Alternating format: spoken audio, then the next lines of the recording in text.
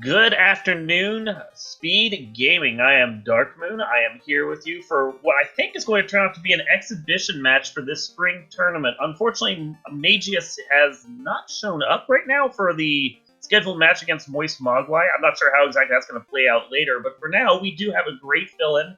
Dengwoo is here to play up against Moist Mogwai, give us a fantastic match between the two of them, see how this all plays out, and entertain you for this lovely Speed Gaming afternoon. Nice little brunch time battle. Pink Warriors from Loxin on one side, and we're still waiting for Dengwoo to tell us what he's going to be playing. If you're unfamiliar with the spring tournament right now, don't know what's going on, this is a Sail the High Seas match. You're going to get your canal and your bridge automatically at the start. And then you're going to be looking around trying to figure out how to get your access to go every place you want to. It's extended open progression, meaning that you're pretty much going to get to go to just about any place with that ship that you can find, short of Lufane and Gaia, because those are still airship locked. Everything else has little docks around the world, let you know where you're going, get you all set up. And then from there, you're also not allowed to have a black mage, as you can see at the top right here, but you are forced to have a red mage. Those are the conditions. The red mage is the captain of the ship as you sail the high seas, and the black mage was forced to walk the plank. So other than that, it's a pretty standard randomizer as far as, Final Fantasy randomizer is concerned.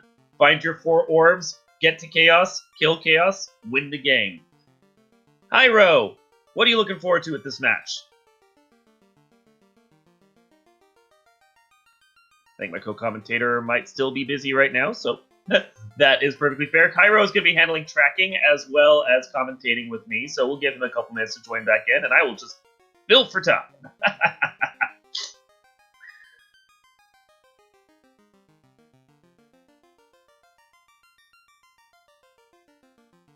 Alrighty then. Hey, there you are, starting to wonder. Yeah, trying to get everything set up on the fly here. Few technical difficulties, but I think we've got them ironed out now, and we are ready to rock and roll. And it looks like the race is just about to start, actually. I just saw the countdown go on, and we're just waiting for the stream to catch up with our own commentary. All right, it looks like Dengwoo is going for that double thief strat again, so we're going to have an interesting time here. Yeah, I honestly, I've never really seen that before. I know he's one of the 3 Wills, so I think just having a thief is compulsory if your name is Will at this point.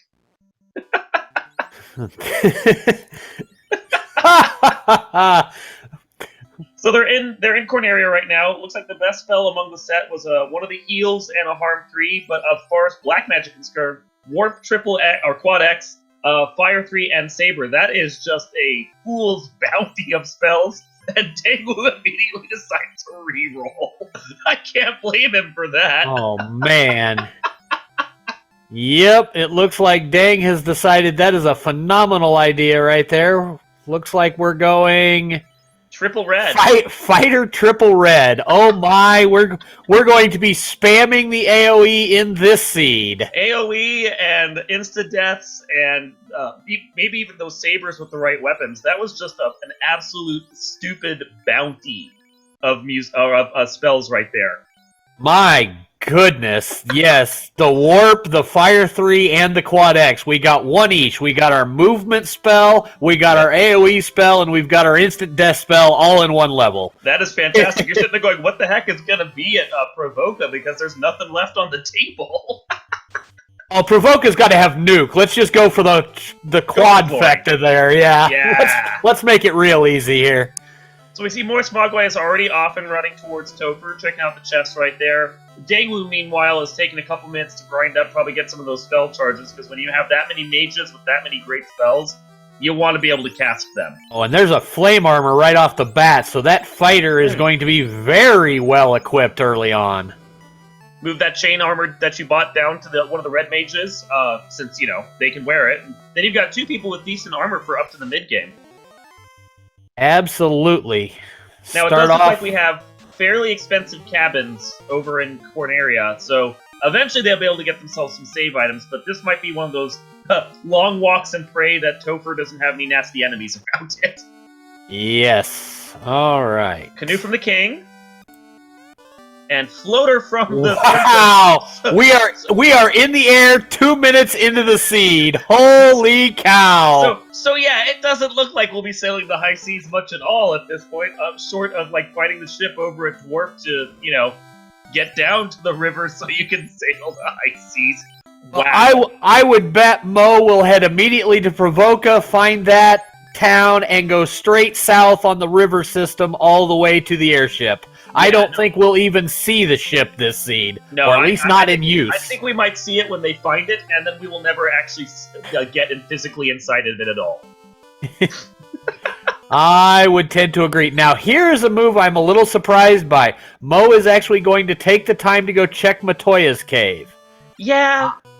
I mean, you hope there's some good spending cash or a decent item here, but I'm with you. If I have that much early access to the airship automatically, just go and get it. You can do Matoya on a pass-by later.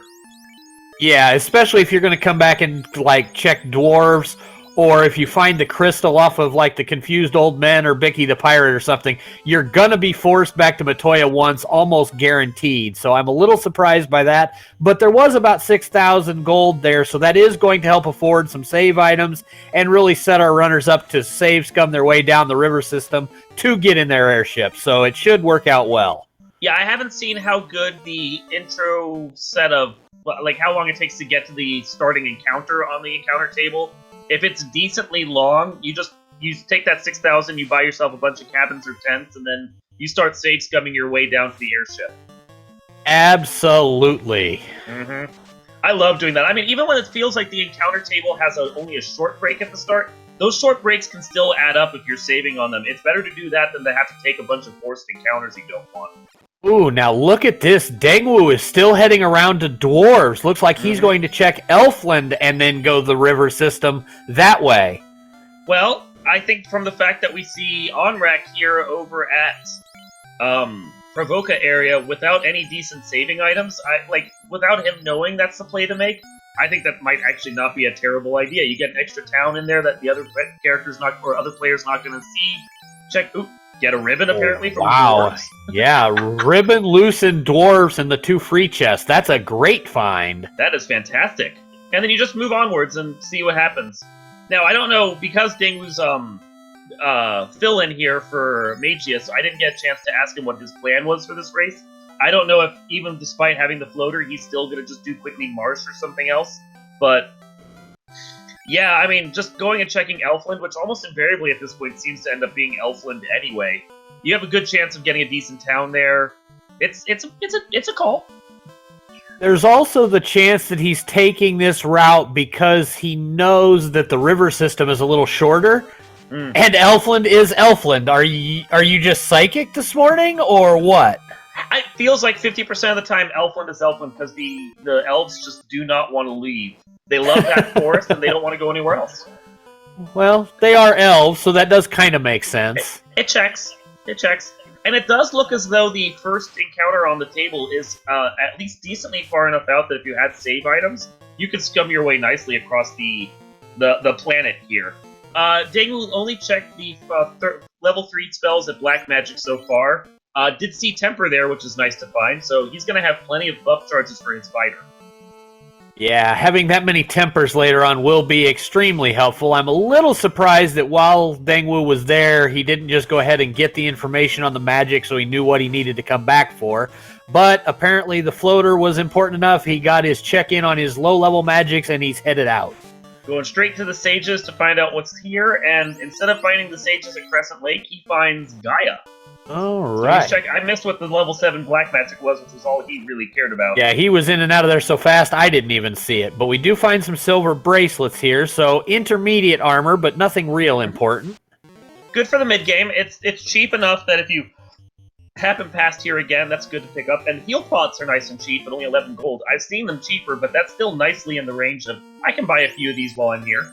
Ooh, chat telling us level 7 did have nuke. Oof.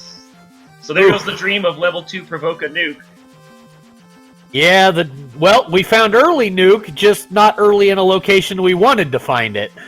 Just not the right kind of early nuke. That's like Exactly. Shuffle, and you end up seeing nuke in the first shop, but it's like level 8. That's always a slap in the face there. Yeah, that never ends well. And we have the hand-holding Sarda check here. Both runners right there, almost simultaneously. Mm-hmm. Well, and that's the thing to think about is when you're going one direction over the other, as far as whether going south for the river network to get to the airship or north to Matoya to Provoca for the airship, it really doesn't, like, when you think about it directionally, there's not much of a difference distance-wise. So, all right. I mean, it's coin flip really about which one's going to be much longer.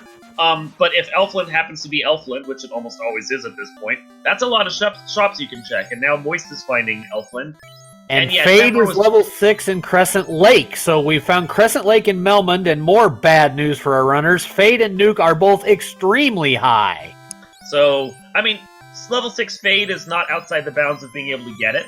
That's better than a level 7 Nuke for our red mages. But, and we get the herb.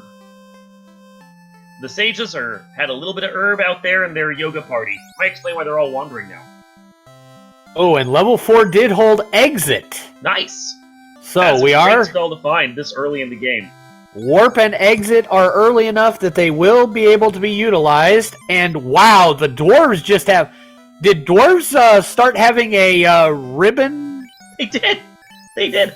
I missed where they got the adamant. I didn't. Was that from Sarda? The adamant was Sarda, and that's okay. 2 ribbons in the dwarf cave. One from the blacksmith and one from a free chest. But the important thing to note is that we found the incentivized ribbon because it was on the blacksmith. So at least we know now if we find the 3rd ribbon in the pool, it's not the key item.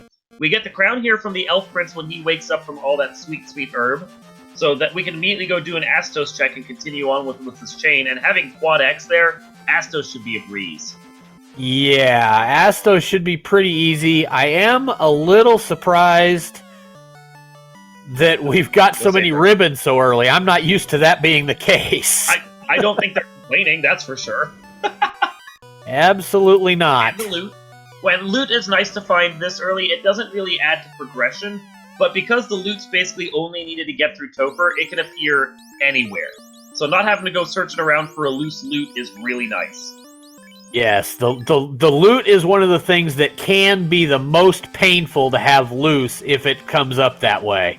So I'm in full agreement there. That is a great thing to find we don't have to chase down. Yeah, it's like, for those who have watched Zelda Randomizer, Zelda 3, Link to the Past, it's like the Ice Rod. Basically, the loot can be just about anywhere. You're probably going to need it, but you hate having to full clear everything just searching to find it. So getting it out of the way now, getting that loot now where we need it to get into Topher, that's an absolutely fantastic find to get out of the way. Oh, and apparently we had a Hooray Dwarf check, so good for Moist Mogwai on that front. Hooray Dwarf is best dwarf. Gotta have the Hooray Dwarf. Especially with 2 ribbons in Dwarf Cave. That's a reason to hooray right there. Indeed. That is the best hooray. I would not be surprised, honestly, if the 3rd ribbon is over in the Dwarven Treasury as well.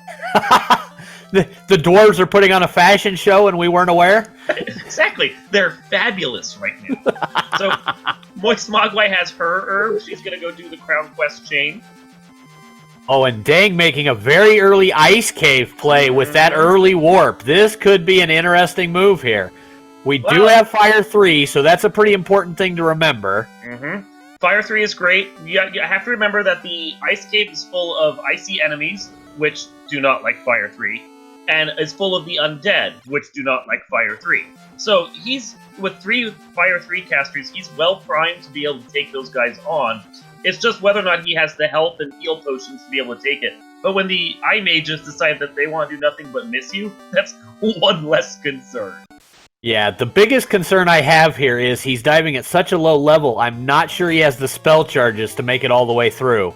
I fear he's going to burn so many that he's not going to be able to recover, but we'll have to wait and see.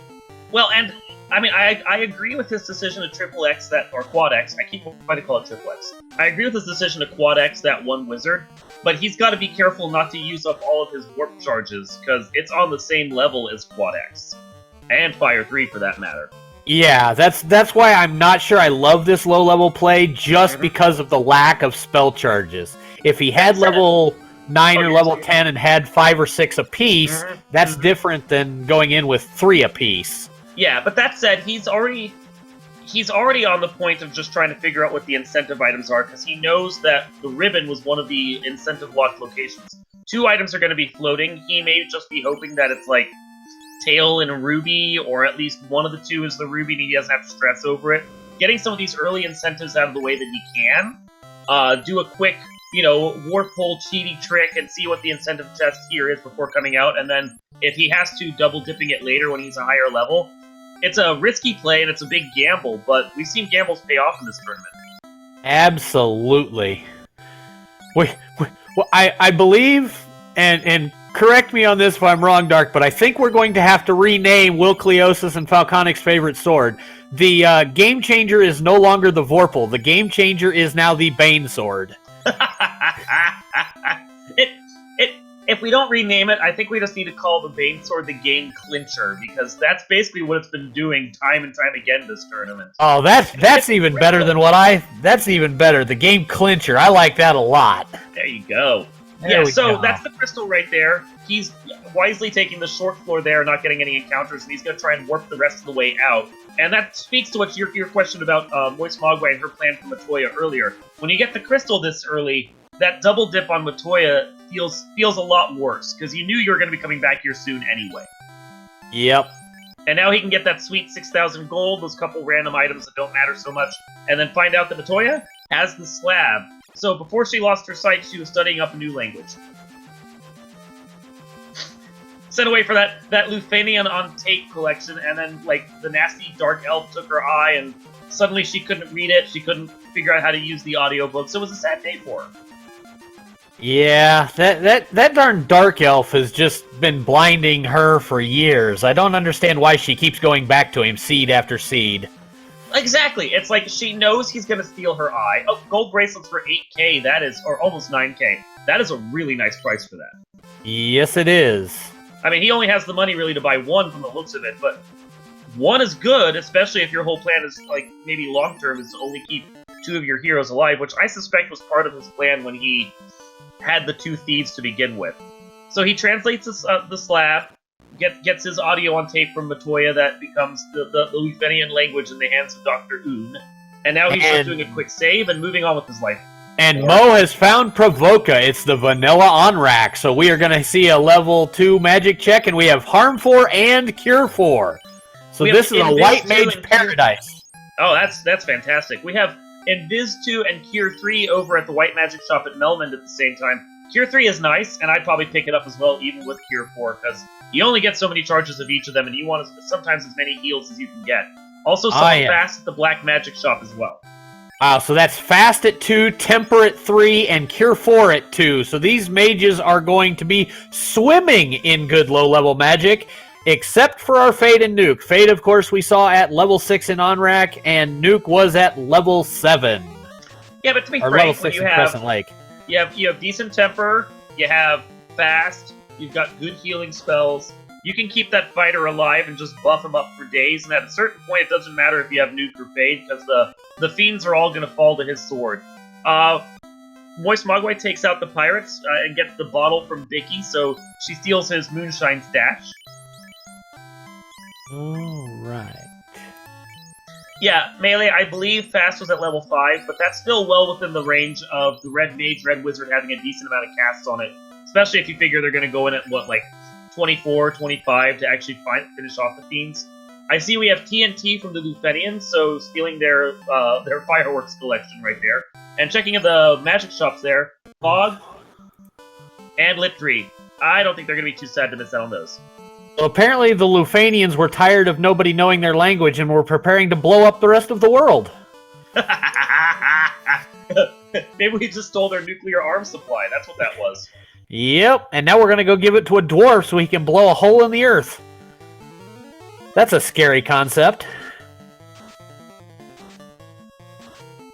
Melee, one of us may have misspoke about where Fast was, because we've had a lot of really great magic back-to-back, and both the Black Magic and, or the Magic Shop checks at Provoca and Melman happened at the same time, so if we stumbled over where one of the spells were, that's just from having to go so quickly. Chime is at the Oasis for 15 grand. Dengwoo doesn't have the money for that right this second, but he'll be back soon. That Oasis is easy to get a hold of. All right, we are really flying along here this morning. We were in the air at No pun intended. about 3.5 minutes because we got the canoe and the floater from the King and Princess for our Garland kill. So this is the fastest floater seed I have seen to date in the 3 weeks of our randomizer. 5 minutes.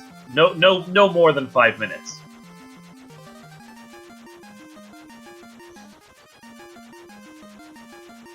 Dengwoo deciding to take Bicky first before checking the magic shop. So here we go. Gonna blow through the pirates. I think that's entirely a money play on his part. He knows he's gonna check them anyway. May as well get as much money as he can together so he can buy all the spells he wants. And he's not gonna be sad about what magic he finds at all. And Mo is heading back to chat with the tiny fairy and find out what we have. I'm actually not certain she's been here. I think it was Dengwoo that checked Gaia before. Because it was one of his first stops along the way. All right, and the fairy is going to give us what? We don't have much left. I think we might see maybe a tail, maybe a key, and it is the key. All right. And that's another nice one to get out of the way now, because we haven't done our Marsh Cave dive yet, and Marsh Cave is incentivized here. So when they go in there, they can just check the 3 key lock chests and make sure they don't have to leave anything behind if they're still rooting around for those loose key items. Yeah. As of yet, we have yet to find any of the loose key items. It also gives us very good access to 19 fairly free key lock chests in 4 locations in the main area here. We have Elfland Castle with 4 chests. We have Northwest Castle with 3 chests. We have the Dwarf Cave with 8 chests, where we assume our third ribbon is because the dwarves, as we've said today, are putting on a fashion show. Yep. And then Conaria Locked has 6 additional chests. So I would assume Mo will check those all out right away, looking for better gear and looking for a potential loose key item. And that she's doing the full chest check, while Dengwoo right now is headed off to Waterfall. He's going to get all the incentivized checks out of the way from the looks of it. And we already know he's a madman because he went and did Ice Cave at, like, level 5. So a Waterfall Cave at level 8 or 9 should not even be a thing for him. Yeah, especially with Warp and Exit, this is a cakewalk to get right in and right back out again. So no real problem here. Is something nasty on the Mummy Whiz Mummy pack. And as long as you don't get that, it's just run from everything and pray.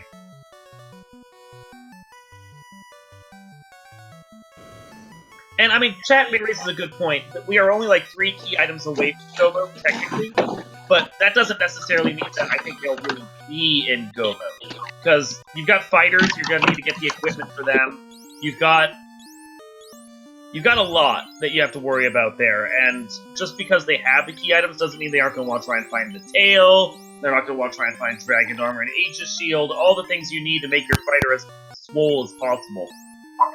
Yeah, we have not seen much in the way of weaponry yet for our fighters, and that has got to be a big concern for the runners, not having any of that yet. Looked like Dwarves had a decent amount of armor and weapons in there, although not the third ribbon we were expecting, so they couldn't quite finish their fashion show today. But there was the Bane Sword.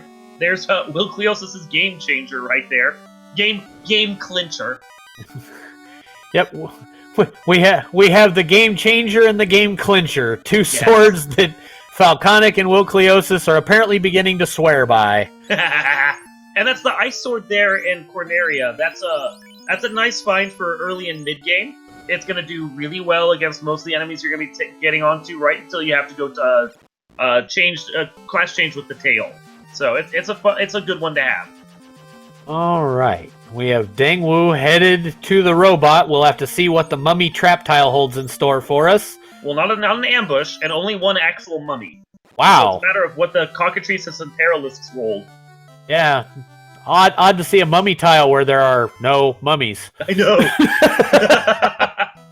That tile has a tendency for me to roll like 4 whiz mummies and 5 regular mummies with damage poison or something. I don't know what to do when it's all perilous and cockatrices. Well, and it doesn't even look like the Paralifts had much. They were whiffing harder than the kid of the T-ball match, so... Now you watch out. Don't stand too close to those kids at those T-ball matches. They might miss the actual ball, but they'll hit others. Now, interestingly, Dengwoo got the iron armor and switched off the flame armor for the iron armor. Gets the ruby from the robot. That's just one of those. I don't know if I necessarily agree with that, but does get a pro cape. Pro cape is nice. His one red mage is very fashionable, and then he realizes and turns the flame armor back on. Yep. All right, Mo headed into Ice Cave now. Yep, retracing steps going to the Ice Cave. While Dengwoo is probably going to go check and see what On-Rack is, and you said that was Provoca? On-Rack is, yes, Provoca. So level 2 magic there, maybe going back to fill up the spell list after diving Waterfall. Fill up spells and get a quick save in that doesn't require one of his saving items. Yep. This is one of those... Well, that pirate's trying to get in his way. And he dodges it. Oh, now, let's see if Dengwoo remembers that he's now got over the 15,000 and goes back to the bazaar. Oh, no. That would be my first check. He's going to airship up. Okay, there we go. Yep. So he's got the time, so now we're still looking for the cube and the rod and Oxyale at this point. Yep. And... we also have not seen the tail yet. Yes. Tail's not essential, but I think, honestly, for this kind of party where there's good magic in the upper levels and you're expecting to find some great fighter gear, tail is basically essential. Yeah, I feel with these two party comps that we are very likely to see a promotion here before we close out anything. Yeah.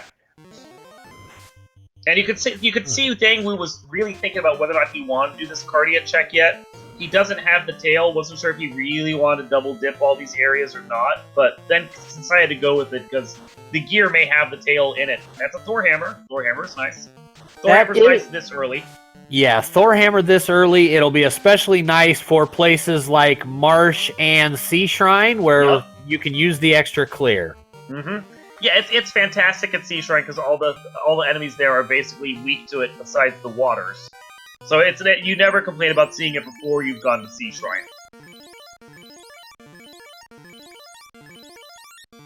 Yes, for those that are wondering, Moist Mogwai is playing with a altered version of her game.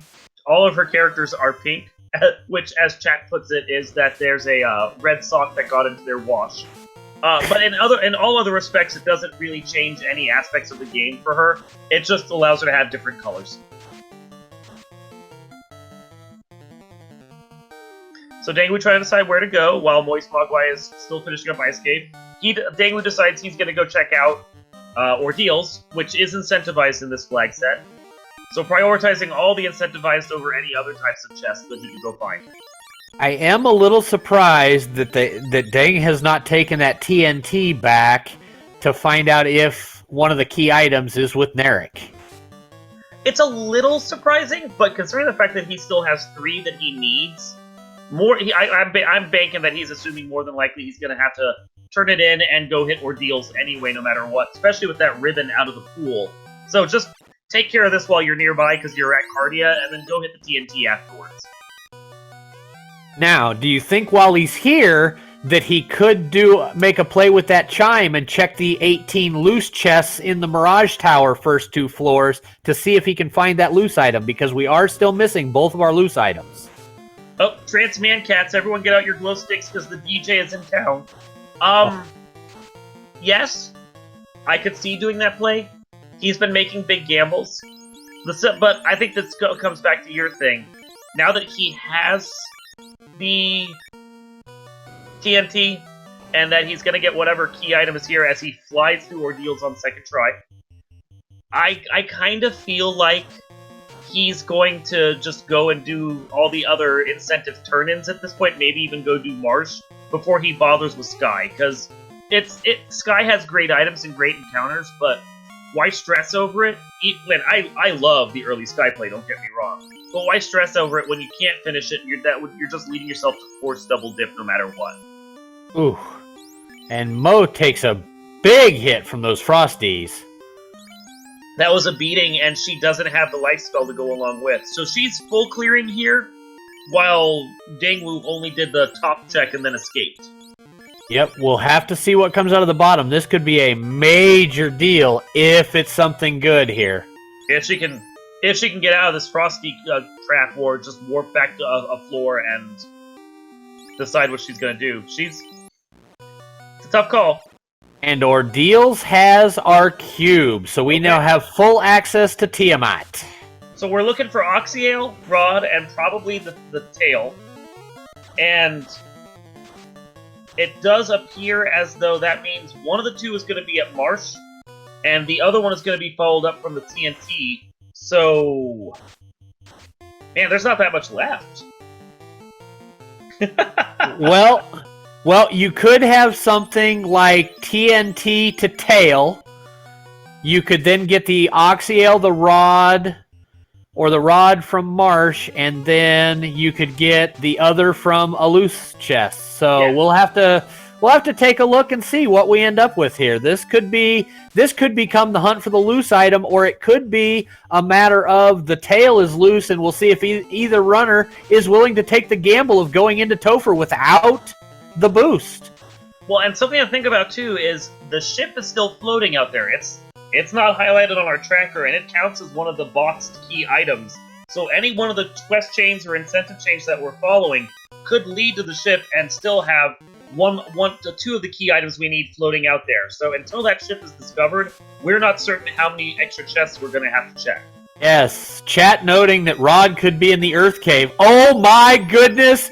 Dengwoo may come to regret the play in Ice Cave. That is the masa out of the bottom floor of Ice Cave. Ooh. A huge find. That is especially this early in the game when anyone can use it.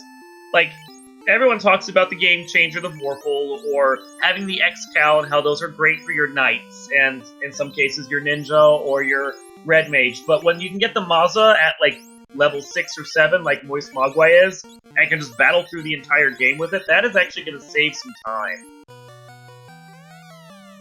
That is just a massive find. Mm-hmm. And Maza's great. Maza really, as far as endgame weapons are concerned, is better than the X-Cal, especially against Chaos, because the best thing about the X-Cal is that it feeds off of the weaknesses of the enemy and does bonus damage no matter what their weakness is. Chaos, however, by default, doesn't have any weaknesses, so the X-Cal doesn't get that bonus damage. So it suffers in comparison to the Masamune. And having the Masamune is just super nice. Alright. Mo not warping or exiting out, just getting out and saving, and ready to rock and roll. Charges, I think, so, and with the other spells that she needed to use, it may have been too much of a risk. Yep. Yeah.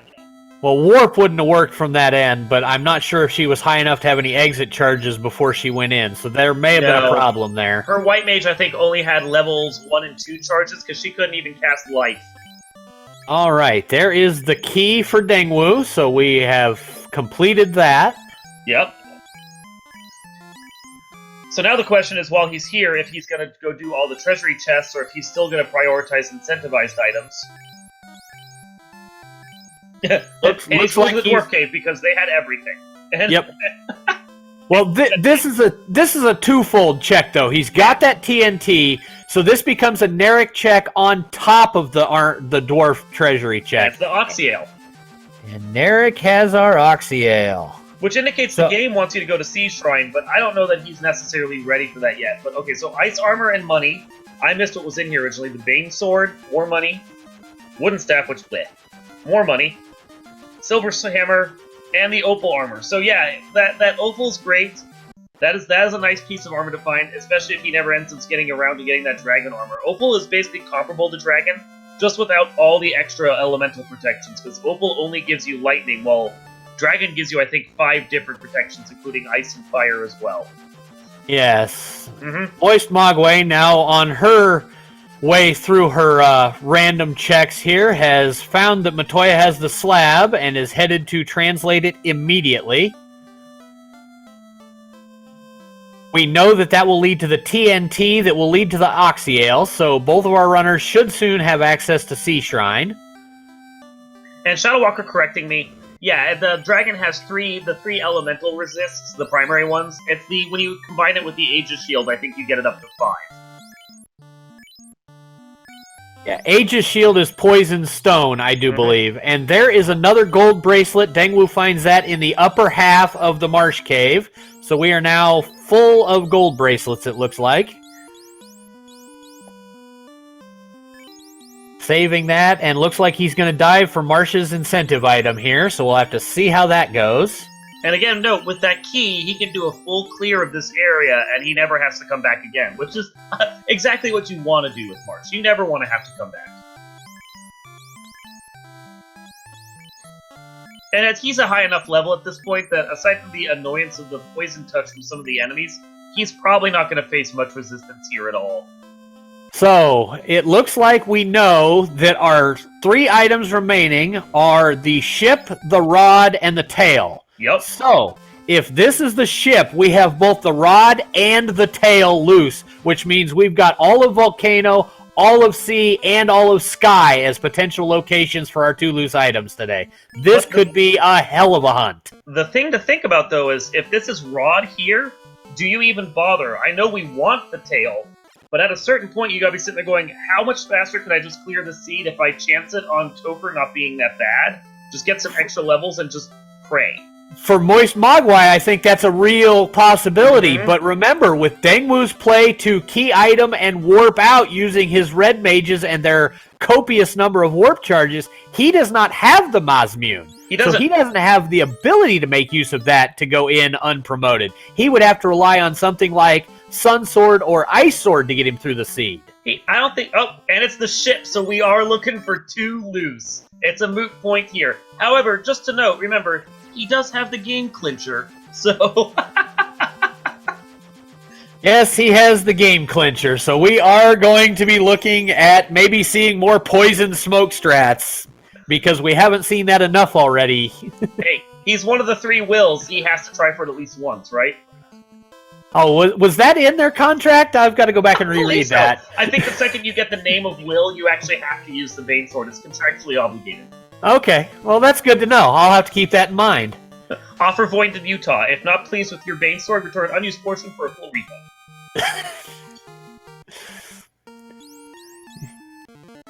You may return to your nearest weapon shop, but the refund's only going to be half of the value.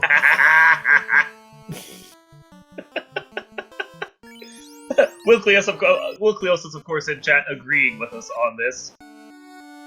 Bane Sword is best sword. At least I think this tournament has proven that. If we don't have a survey going right now about what the best sword of the game is, I believe we need it so we can prove Bane Sword is, of course, the best sword now.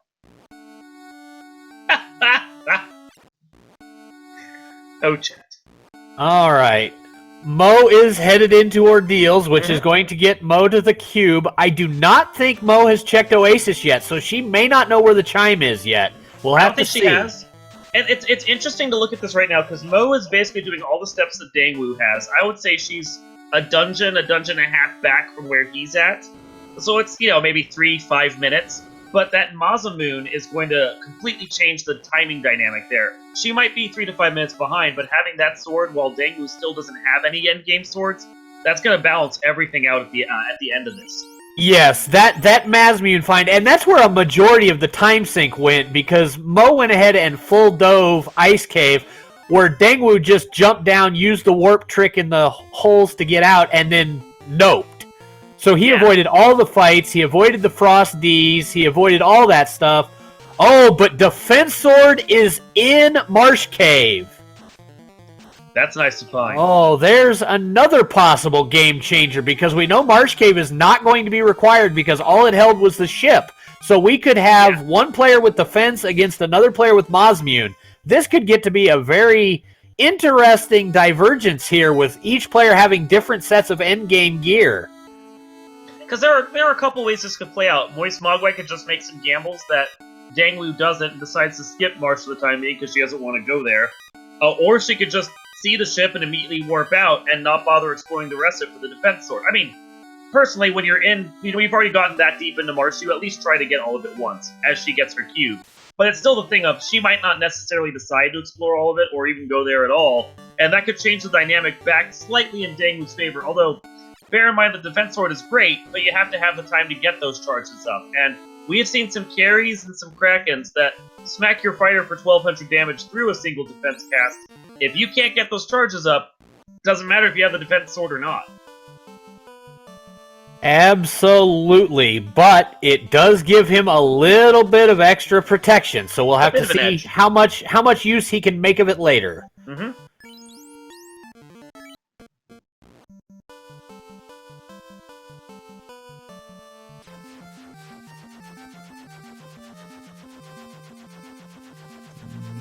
Mo is headed north. Not sure where she's going to. I think maybe up to turn in the TNT.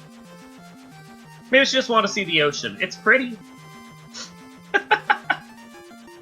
She's looks like she's gonna go do the waterfall check. If I had to guess, waterfall and oasis. Oh, and the oasis. So there's the chime gonna be picked up right there.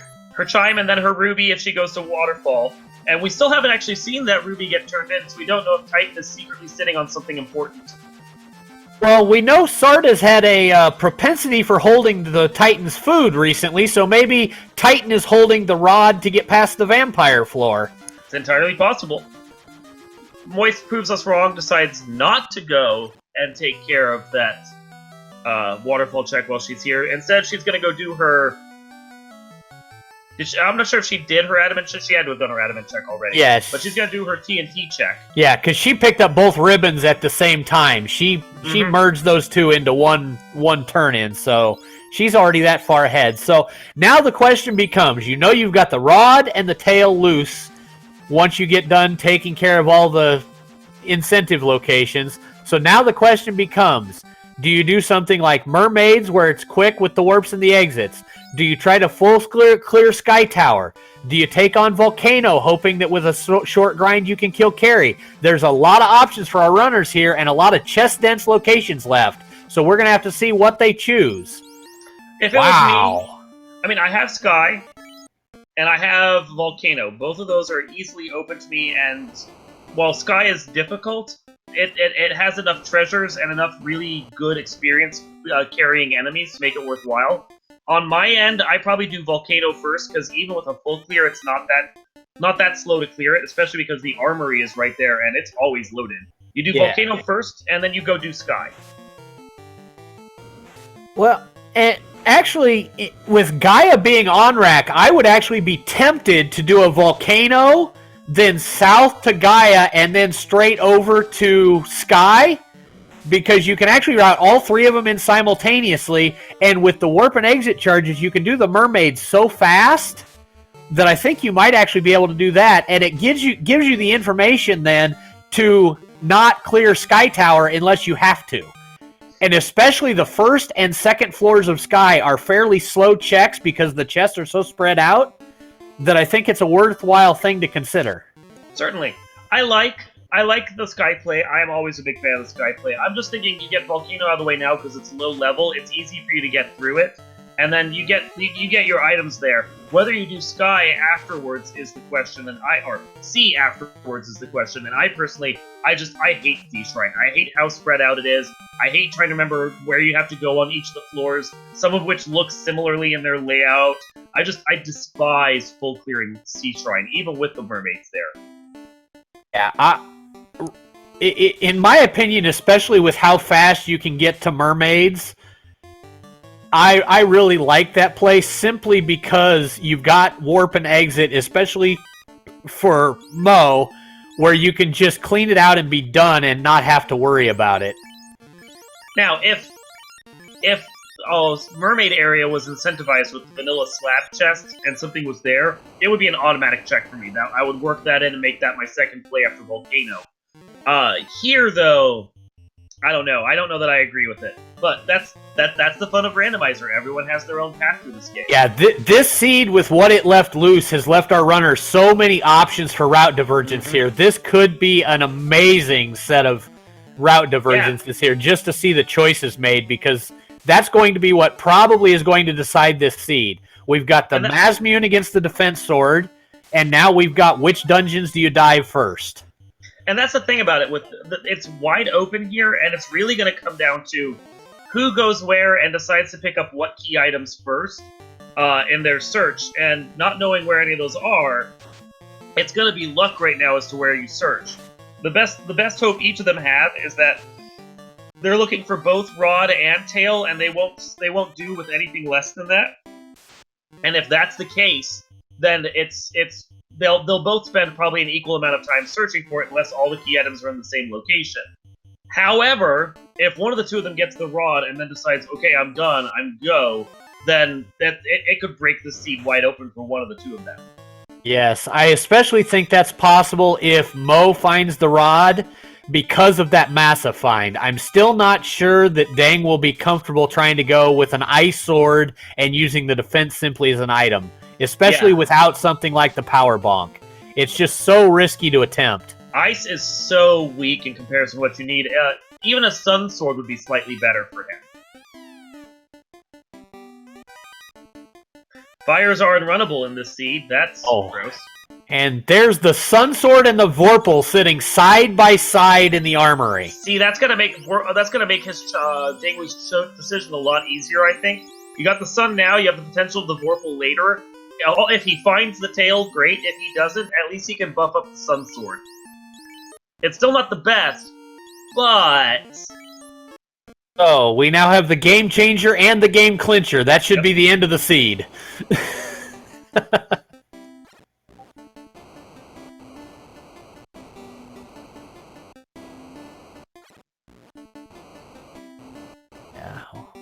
All right, so to recap for everybody, from the start of this seed, we had the king with the canoe and Sarah with the floater, so we had ability to be airborne in about 3 minutes.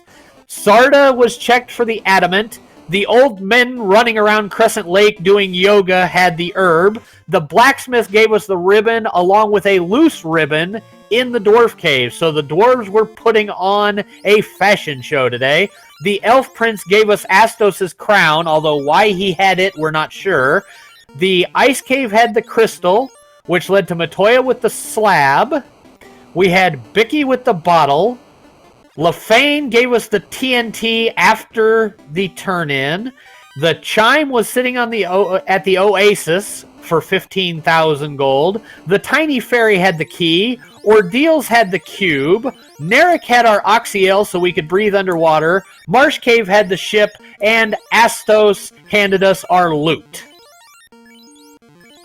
So we now have the information that the rod and the tail are our two loose key items for the seed, and we are currently seeing a hand-in-hand dive of Volcano looking for those two items. Yeah, we are essentially, I would say probably at essentially the 30-minute mark. We were one item away from go mode, and they've just been trying to figure out now where that one last item might be. Now, that's an effective go mode. That doesn't mean they're really going to be acting like they're in go, because they haven't found tail necessarily yet. And they're still looking for all the equipment they may want, but yeah, it's one of those situations right now where they're close to being able to make that decision of, okay, do I just run it now? Do I chance it? Do I just say screw it, it's time to go, or do I keep being methodical and digging because I need that last little bit of gear?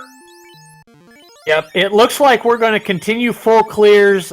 The one thing I am wondering is which racer will decide to take that Agama grind, and how far will they take it? Yeah. I was playing in a seed yesterday where the Agamas were Death Touch, and I'm like, nope, that's not happening.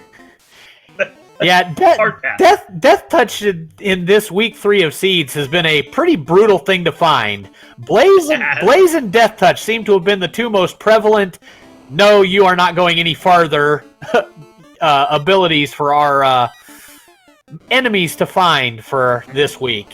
I could see Moist Mogwai taking a few Agama fights just while she's here, I don't necessarily think that Dengwoo's going to need to do it. He's already level 15 with his full party of 4. By the time he gets through fighting the Fiends and other things, and probably taking a War Mech, because War Mech is always showing up at this point, it's a situation where I just don't think he's going to be earning the experience. Speaking of Blaze, there are Agamas with Blaze! Womp womp. And it's a beefy Agama, too. Those were 2 Oh, hard hits. my goodness. My goodness. Oh. Yeah, even after taking 100 damage, it still held up to a quad X. So those Agamas have some health on them. Yeah, I would expect the runners to be out of here immediately. Yup. And you saw Mogwai go up to the top for the first Agama, and you could see in her mind, she was sitting there going, I'm going to take a step down onto the next tile. And then the second that Agama had Blaze and like 450 health, she's like, no, I'm just going to go around now. Yep, I'm good. Time to leave. That was nice. You guys have your fun over here. I'll see you once more, and then I'll be out. And I'll be honest with you, that Agama being just as nasty as it is, I might even consider warping back to the previous floor and just taking a slightly longer walk to get away from it. Well, the best thing was she was in a spot where she could take a step left and avoid Agamas, so it wasn't very dangerous. I'm talking this one right here, though. Ah, yeah. Yeah, the Red Dragon Agama that you have to fight twice, I might warp to skip one of those 2 forced fights and not worry about it. Yeah, the big threat here is Mo has already lost a red mage, and we still have the carry fight, which is by no means a guaranteed safe fight here, so we'll have to see how this goes. I think at this point, though, she should have the levels that she should be able to cast 1 life spell. She might have just been sitting on it because it wasn't like the red mage was necessary yet.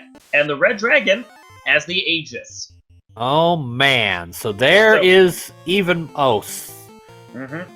Yeah, that should put her with the Opal and the Aegis, so she doesn't have full protection, but the second she gets that Knight now, along with, the tail, with the Masmoon that she already has in her pocket, and the Vorpal that she found, I wouldn't be surprised if she's go the second she gets that tail.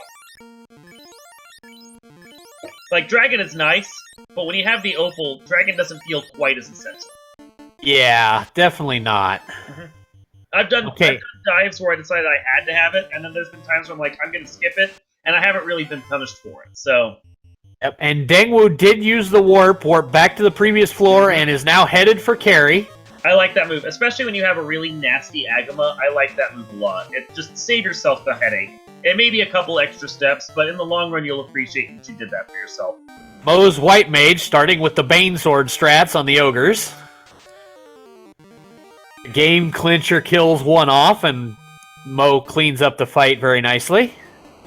And now, for those who are wondering who haven't seen this game in action before, part of the reason why they keep wandering through the lava instead of avoiding it, because lava does damage you, is because of the fact that when you're on lava, you can't get encounters.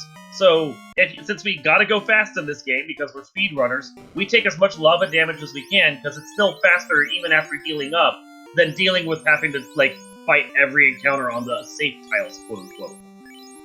Now, I'll point out to you, Dengwoo looks to be... Oh, you said Dengwoo took the warp, right? Yes, Dengwoo warped and jumped back down and is now headed in for carry. Yeah, for a second there, I'm like, oh, he's skipping the Aegis shield, but nope, you're right, he got it, so we don't have to worry about that.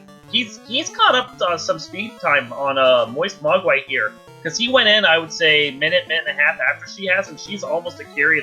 He's almost up to carry at the same time she is. Wow, that Masmoon doing work. 484 damage first swing. That explains why when Dengwoo was fighting the Agamas, he wasn't cranking out nearly as much damage. He doesn't have the Masmoon. Exactly, and there we go. We have our first Orblit at the 50-minute mark for Moist Mogwai. That's pretty comparable with what we've been seeing in the tournament right now. Now, normally the speeds have been, or the timing's been that high because people have had to sail the high seas more than this, but with the amount of random checks they've had to do and the back and forthing across the globe, 50 is a pretty decent time to get your first Orblit, especially since the second you find that one last key item or two you're looking for, you can just blaze through the rest of it. It's still entirely possible to get an hour 30 seed here, I think. Alright, it's possible we're about to have a Sea Shrine dive here from Mama Duck. I think that's likely. I mean, she might just be here to pick up heals, but she could have stopped at even Corneria to get that. If you're popping in Provoca, it's because you probably want to do the Provoca on-rack area that's here.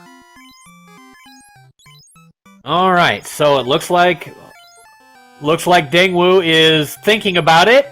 And, I thought he was going to go back for the Masa right there. He thought about going back to Ice Cave. He's probably worried that the loose key item he's needing is there, and he was already there once, but... Okay. I don't know. I think when you're here and you've got mermaids, you go check mermaids first. Wow, Mo was just stocking up on healing pots. She gets her healing potions and nopes out. So we are about to see the Sea Shrine dive from Dengwoo, not from Moist Mogwai. Well, I think part of that's because she hasn't done her full elf magic check yet, so she might still be wanting to pick up some stuff, sell a few of the things she doesn't need, and get the equipment she needs so that she can buy all the spells she wants. And maybe gold bracelets too. And it looks like Dengwoo's going to make the Kraken side first play here. Check the chests and try to take out the Fiend of Water all in one go. I agree with this plan. I mean, if you're going to have to be here, you may as well do it. If it was just one key item, I think I would do this. But with 2 key items left, especially with the knowledge of the amount of stuff we have that requires class change, the Vorpal, the Aegis Shield, the Defense Sword, just so many items that we can make use of after class changes, weaponry and armor, I think I would do the Mermaid Dive because we still have multiple items we're missing. Well, there's a lot of people in this community that will do the Mermaid Dive after they do Kraken, because their hope is that as they're going and clearing chests along the way towards Kraken, they get the key item, and then if they do that, they don't have to waste the time going to Mermaids. But you are also correct, we are looking for 2 key items, because that tail is effectively a key item as far as their final loadout is concerned. I guess it's just a matter of what he's actually concerned with. Yeah, this is one of those where you're 6 of one, half a dozen of the other, and I'm just, oh my, we're getting a Mirage play from Moist Mogwai.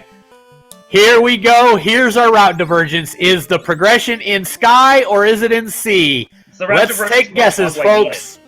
She's been operating 3 to 5 minutes behind Dengwoo the whole time, so what she really needs right here is for the 2 key items to be in Sky, for Dengwoo to spend his time, and there's one of them, there's the tail. That's huge for her. What she needs right now is for the other key item, the rod, to be here as well, for Dengwoo to spend the time clearing both sides of sea before finally coming here, because that will effectively even up the whole game at that point. Yes. Mo has not, however, done either Waterfall or Marsh, so she is way behind on the incentive locations. But it doesn't necessarily matter. If she finds the rod here, she doesn't need to do Waterfall or Marsh, because those had the ruby and the ship.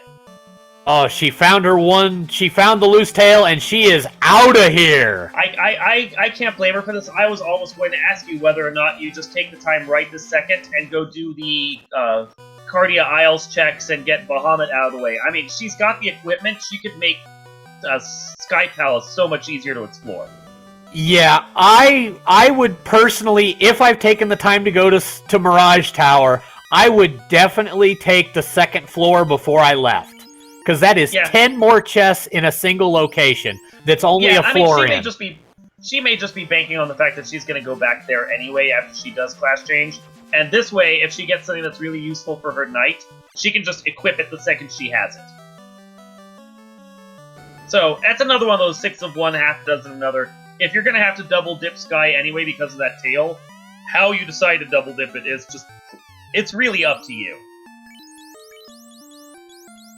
I do know that the long walk from Sky Floor 2 sucks no matter what, and either way that you have to do it, whether you have to double dip it, that long walk twice, or you just have to go up there, warp out, and then do it another time, it just sucks no matter how you decide to do that walk. And there is one thing we haven't discussed yet. There is the possibility that rod is in Earth prior to the rod block. We could have a floor 2 or floor 3 of Earth rod, which I ran into in my race yesterday. It was in the trap tile chest right beside the vampire. I was going to say, as you speak from bitter experience there. Yes, I nearly full cleared the game in my race yesterday because that rod ended up sitting right beside the vampire, which was the worst place for it to be. One chest over from the vampire room, guarded by an earth. You're not angry about that at all, are you? Oh, angry, no, but the salt did come from the earth, so I guess technically. I mean, that's the best place for it if you're gonna have salt. Well, they always said that people are the salt of the earth, right? In this particular instance, it was quite true.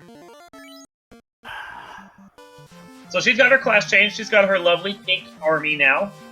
She's gonna finish up her cardia checks because while you're here, you do the cardia checks. Yeah, no reason to orphan these when you're standing right beside them. There's just too much risk of the last item being free here. And something else to note for Moist Mogwai, it's a subtle thing, but it's important. The Knights and the Thief, when they class change, start earning charges. They earn 1 charge for every 2 levels, starting at level 15. The later you class change, though, the more delayed those spell charges get. And Dengwoo already was at level 15 before he came in here and started continuing to fight things. He's only delaying how long it takes to get those spell charges for each level, because his levels are going to be harder to get. Moist, though, is still fairly low level. Now that she's class changed, any levels she earns here are just getting her quickly on her way to her Knight's spell charges that she needs to be able to start using all those good spells we saw at level 1 and level 2 in White Mage.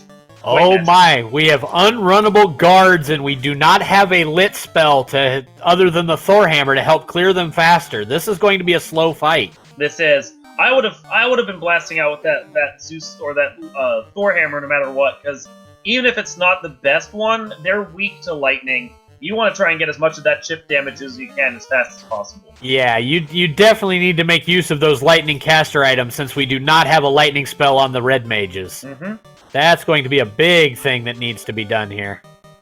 So some of the things we're still missing, we haven't seen X-Cal, which, with the Mazuma, do you really care? Mazda and Vork. We haven't seen an Opal Bracelet that I remember. Power Bonk, I think, is still also off the table, and we're still missing another ribbon. So that's and we also haven't seen the white shirt. That's true. White or black, although as far as this party is concerned, white is more important. Yes, the white is going to be significantly more crucial to this party. Yeah, especially with that band. Oh, there's that power gauntlet. Oh, wow, there's the power bonk. Sky is rich.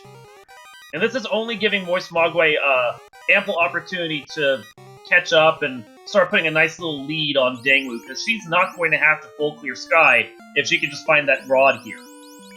The one thing I see that might be a problem is with no white shirt and no defense sword so far for Moist Mogwai. If Kraken 2 or Tia 2 rolls very high attack, this could be dangerous. Yeah, because we haven't seen...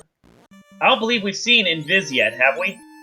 I don't believe so. I didn't catch all the white magics, but we didn't see it at any of the low levels, so the Knight's not going to have it, so Ruse isn't going to matter. We're going to have to count on Invis or Invis 2. Piercing Mountain, the tail was found here in Sky 1. In Mirage 1. Yep.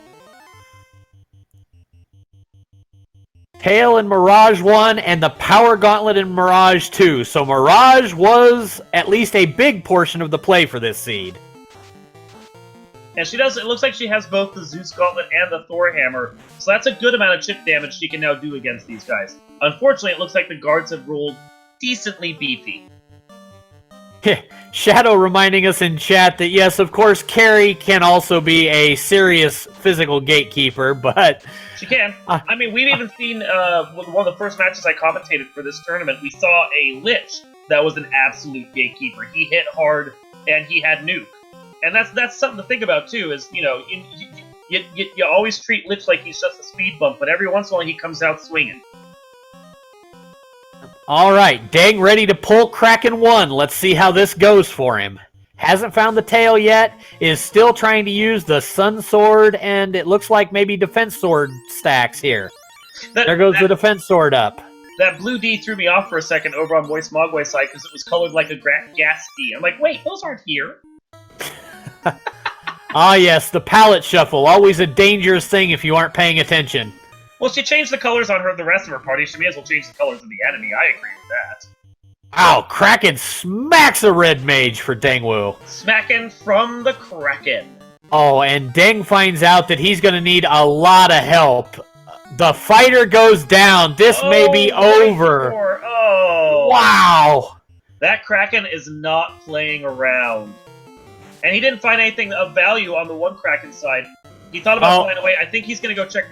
Wait, what are you doing? Where are you going? There you go. He had to get his power cycle in. He's going to go check the mermaid side now and see what items are over there before he leaves, I think. Oh, and that bodes very badly for the Temple of Fiends Revisited. Bad men have thunder! Oh, that's rough. Oh, and they are happy to cast it, too. That is brutal. That's brutal. Thunder Badman ho! Ow. But the thing is, I think she exited out after floor 2, so she should have all the good items she found saved. So she may just a power cycle to avoid these badmen might be the best thing on the menu for her. Ow. Thank you, Patamon. We have a Twitch Prime sub to Speed Gaming. Thank you for the support. Applause to you. All right. Ice sword over in mermaids and a large dagger. Ooh. Can't get through the game without that large dagger. Katana, that's not needed. I believe that's the second one. That is the second katana. Heal staff, nice, but not essential. And those bad men throwing out thunder some more. Moist Mogwai is really taking a real shock to her system in this sky tower. Yup. Dengwoo looks like he's forgetting the exact placement of the chests here in the mermaids. The mermaid's floor is just confusing over which ones are good and which ones aren't. I tend to forget where they are. It's just they're so annoying to get to all of them. Dengwoo decided he liked that heal staff, thought it was so nice, he decided to check it twice. And now he's headed for the last 3 chests way over here to the left. Let's see if we have an incentive item. We have a house. We have the third ribbon. There's the third ribbon. So the dwarves lost the fashion contest of the mermaids. I guess that makes sense. And over on Sky, I think this is Sky 1, Moist Mogwai has found the white shirts. I will double check which floor it is the second I can see it. Alright, yes, that is a very important thing to find. And she puts it on as gear because it's basically the equivalent of a gold bracelet. Plus, of course, 1 extra elemental defense and the fact that you can use it to cast in his too. Yep, that is a very important find, because as we know, Moist Mogwai did not go into Marsh Cave yet, which is where the defense sword was held, so that now gives her the ability to get evasion stacks up in Temple of Fiends Revisited. A very important thing to have. However, Dengwoo is hot on her heels, and I think he's going to have to do all the same checks she is, so while this puts her slightly ahead, because she's maybe not going to have to go clear a C, he's hot on her heels and is going to cut into what little lead she had by a bit. Yep, we'll have to see if Dengwoo turns around and class changes immediately, or if he clears part of Sky before leaving. But yes, if the rod is in Sky Tower, I think Moist Mogwai has made up the deficit she had, because Dengwoo will still have to go back into Sea Shrine because he wiped a Kraken. This will put her ahead. Time there. This will put her ahead. Now we're exploring the spider floor, and it's the question of, do you just walk the whole thing to get encounters, or do you do warping for half of it just to make it a little faster? I am actually there's the opal bracelet. That is nice. I am a proponent of doing, especially with the warp charges we have from that early level magic, I actually prefer doing Sky 3 for the quicker chest density checks, and then doing Sky 2 if you don't find what you're looking for. Because the walking you do on Sky 2 is just so time-consuming. The only reason why I like doing the walking on Sky 2 at all is because it's a nice encounter-rich floor. That said, with Thunder Badmen, yeah, I'd skip it. Yes, it's the Thunder Badmen that lead me to that statement for this seed, because they are... and there's X-Cal. Wow, Sky Tower just rolled everything today. So she is now rich in swords for 3 of her party. That is great. Now the other thing to remember is Manticores with Krakators. That's not fun. And they are crack happy too. Oh, they are really crack happy. Yeah. What was I gonna say? Oh well. Whatever it wasn't important because I've forgotten it. So we're still exploring out the spider floor. Oh, that's what it was. Along with Badman and now these crack-happy Catmen, man-cats or whatever they were. We also have to watch out for the Manticores. That's the ones. We have to watch out for the Gurmaduces. Because as we've seen throughout the tournament, as Dengwoo goes and crushes Melman once just for the hell of it, the Gurmaduces have proven to be quite difficult on these seeds now. They become our unofficial mascot of the tournament, which is how much damage they've been doing. Dengwoo going to level 6 magic, buying up Wall. And Fade. And Fade. Fade is within the learnable slots there. So, he has the spell charges, he's getting stuff up, and he sees Bane. Besides, the Bane sword isn't enough, he needs Bane charges as well.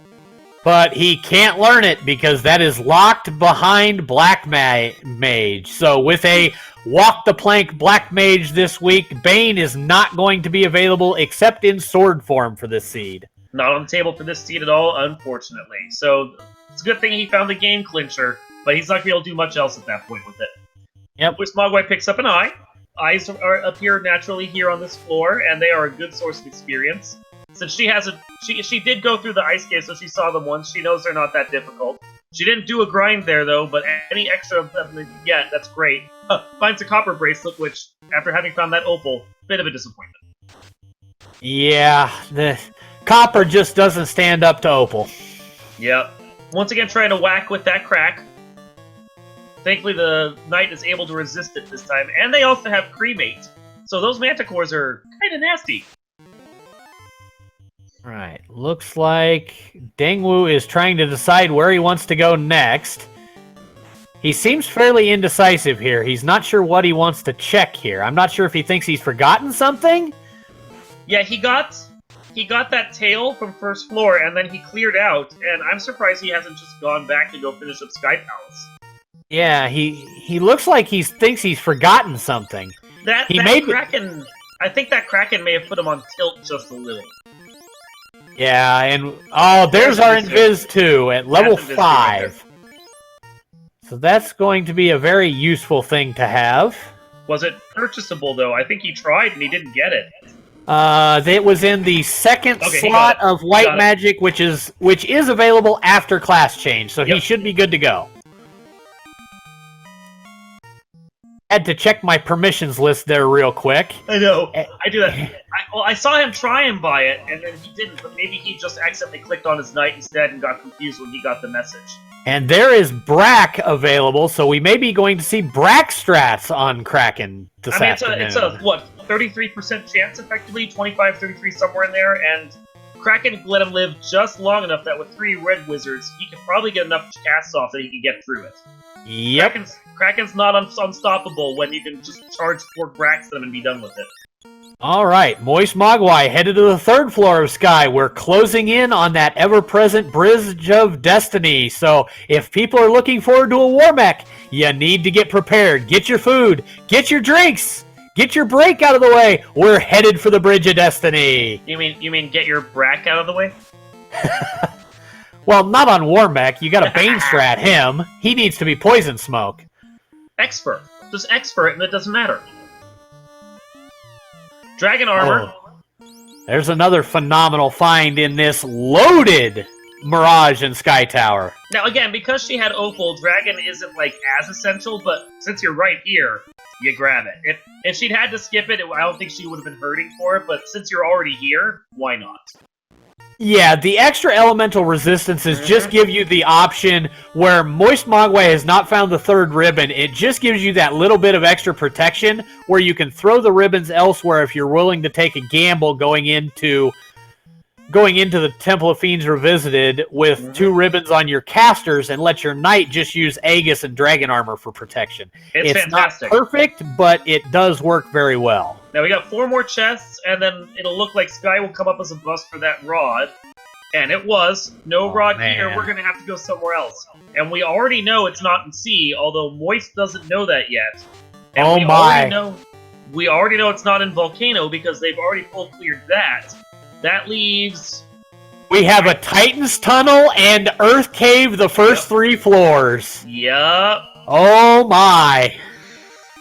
And I think at this point you check Titan because the last thing you want to do is full clear Earth and discover it's over at Titan's room. Wow. In her position where she's at, I think she goes Sky first.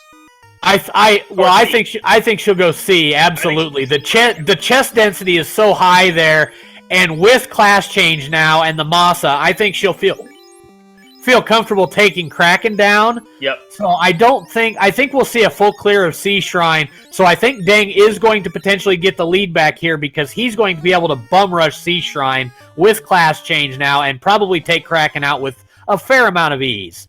Well, and something else to think about, Moist Mogwai doesn't have that ruby yet because she hasn't gone to the waterfall. So she'll still have to go do that, and she doesn't know that Waterfall has the ruby and that Marsh Cave has the ship. So that's 2 more checks she has to make that Dengwoo's already gotten out of the way. Yes. So, yeah, you are correct. The fact that Rod is not here puts the advantage decidedly back in Dengwoo's favor. Now, he's still going to have to spend the next 3-4 minutes clearing out this dungeon, because full clearing Sky is not fast.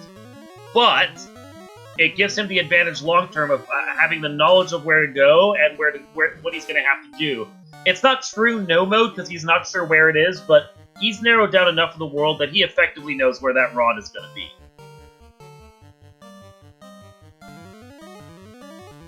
Yep. I think Moist Mogwai made a decision she was going to take a risk and not clear Marsh Cave and such. And I think after doing the Sea Shrine and the Sky Tower, I think it's going to drive her back there thinking that orphaning it was a bad idea, and we're going to have to see how long she spends in those dungeons getting in and finding out the information Dengwoo already has. Yeah. It's a rough place for her to be in at this point, because it's just, we know what she needs to do, but the likelihood of her doing it is so remote. The only reason why I think she'd go and do, like, Earth Cave above anything else is because she feels like she's behind, and she desperately has to do a gamble to get to go mode. That is a possibility. We'll have to see here. Headed straight north to Gaia, I think we're getting the Sea Shrine play. I expected this. This is Melmond. Yeah, but I think she'll go on north to hit Gaia, and then on up to get to Onrak after stopping here in Gaia to get the spells. Now, the Invis 2 is going to be a big deal on that Kraken, because Kraken was swinging ridiculously hard. Yeah, he was. Her Invis 2 is going to be helpful. And honestly, with bosses like that, I kind of feel like in the Invis 2 casts from Magic and from the White Shirt are more essential than a Defense Sword. Defense Sword is great for keeping your one caster alive, but when you need to try and keep the whole party going, you want to have those Invis casts. Oh, absolutely. Especially if you've got so many of them, because with this party, you've got Invis 2 on all 3 casters, so if the Knight uses the White Shirt, you could have 4 casts of Invis 2 up in round 1. If you were willing to risk it. Oh, come on. You're just gonna go do a quick save at Provoca, that's right. Okay, that's fair. Maybe pick up some extra spell charges for your Knight. Nothing wrong with this. And the white magic shop here was loaded in comparison to black. Black magic sucked. Yes. And all you need is Cure 4. Yep, just the Cure 4 pickup, keep the Knight alive, and move on. Yep. And now that she's here in the area, she's going to do Waterfall, and that is going to open up the Ruby... Go back! Go back! Oh my goodness, if the Rod is Titan Tunnel, this could be huge. If the Rod is in Earth Cave, we could be seeing the play that solves this. I'm wondering... Oh my goodness, she's doing it! Oh! She's going to Earth! I don't think she remembers that she hasn't done Waterfall yet, so she doesn't have the Ruby, but this is still the play to make. Oh my god, she's making the Earth play! This is enormous! And what's gonna happen is if it's not here, then we know it's Titan's Tunnel and Dengwoo will be in the lead. Yes. Yes. Oh my goodness, she's actually making this play. I can't believe it. Oh my goodness! As Fizzlebeef in chat goes, Mo, this is incredibly the wrong play, and I hate that you're going to be rewarded for it. We think she'll be rewarded. Yeah, that's not a guarantee. We have 5 chests on Earth 1. We have 6 chests on Earth 2, and we have 1, 2, 3, 4, 5, 6 chests on Earth 3. So we don't have... It's a 3 and 4 chance, essentially, that it's going to be here instead of Titan's Tunnel. But the fact of the matter is, we've already seen at least one incentivized Titan's Tunnel that was required in this flag set. So it's there, it's a possibility. It's not like in previous tournaments where the Titan's Tunnel was so remote a chance that you basically saw one race out of 1,000 that had it be incentivized. They rebalanced the randomizer to make the Titan's Tunnel more likely to be a case. So... Yep, this could be huge here. If the rod is Titan's Tunnel, Dengwoo is going to have a monumental lead. Well, and I think part of this is Moist Mogwai probably playing the player as well as the game. I know that she knows what she's doing here, but I know that she also is not as strong as some of our other players. Oh my god, it's in Earth 2! There it is. The rod has been found! There it is. That's what I'm saying. Like, Tristal and Edgeworth and Crabcakes, those are the ones that we put up on the pedestal as the best. And Moist Mogwai is good, but I don't think anyone, including her, would say that she's gonna, like, absolutely compete with them. She's a fantastic player, don't get me wrong, I'm not, like, crapping on her at all. But when you're playing against someone and you're like, I know how I am, and I know what I have to do, and I know where the gambles are, and I've just spent all this time clearing out Sky Cave, you've gotta think that she's like, okay, what's the gamble to make? What's the one that my other player isn't going to do? What could give me the advantage if I'm this far behind? And she made the right one, and it was brilliant. Absolutely brilliant. Meridian referencing Link to the Past here, pedestal seed. Yeah, that's... I'm not sure. Rod in Earth, pedestal seed, or Aga required to get to the Dark World? I don't think it's either. I think what I would equate this to is really, it's a Great Fairy. It's a gamble you don't want to make, but the game kind of indicates you need to do it early. It's just far enough out of the way that you're like, I can handle this later if I really have to do it. Oh my goodness. What a play from Moist Mogwai. Really, it was so good. Didn't go into Waterfall, didn't go into Marsh, hits up the Earth Cave before Sea Shrine, and gets handed the rod. So smart. So playing the player as well as the seed, it was the right move to make, and now she's go. If she just wants to skip everything, which from the looks of it, she's going to. It was the right play to make, and it was so smart. Oh yeah, with Masa and Bonk and 2 ribbons, I don't foresee Mama Duck opening another chest ever. There's just no need. No need.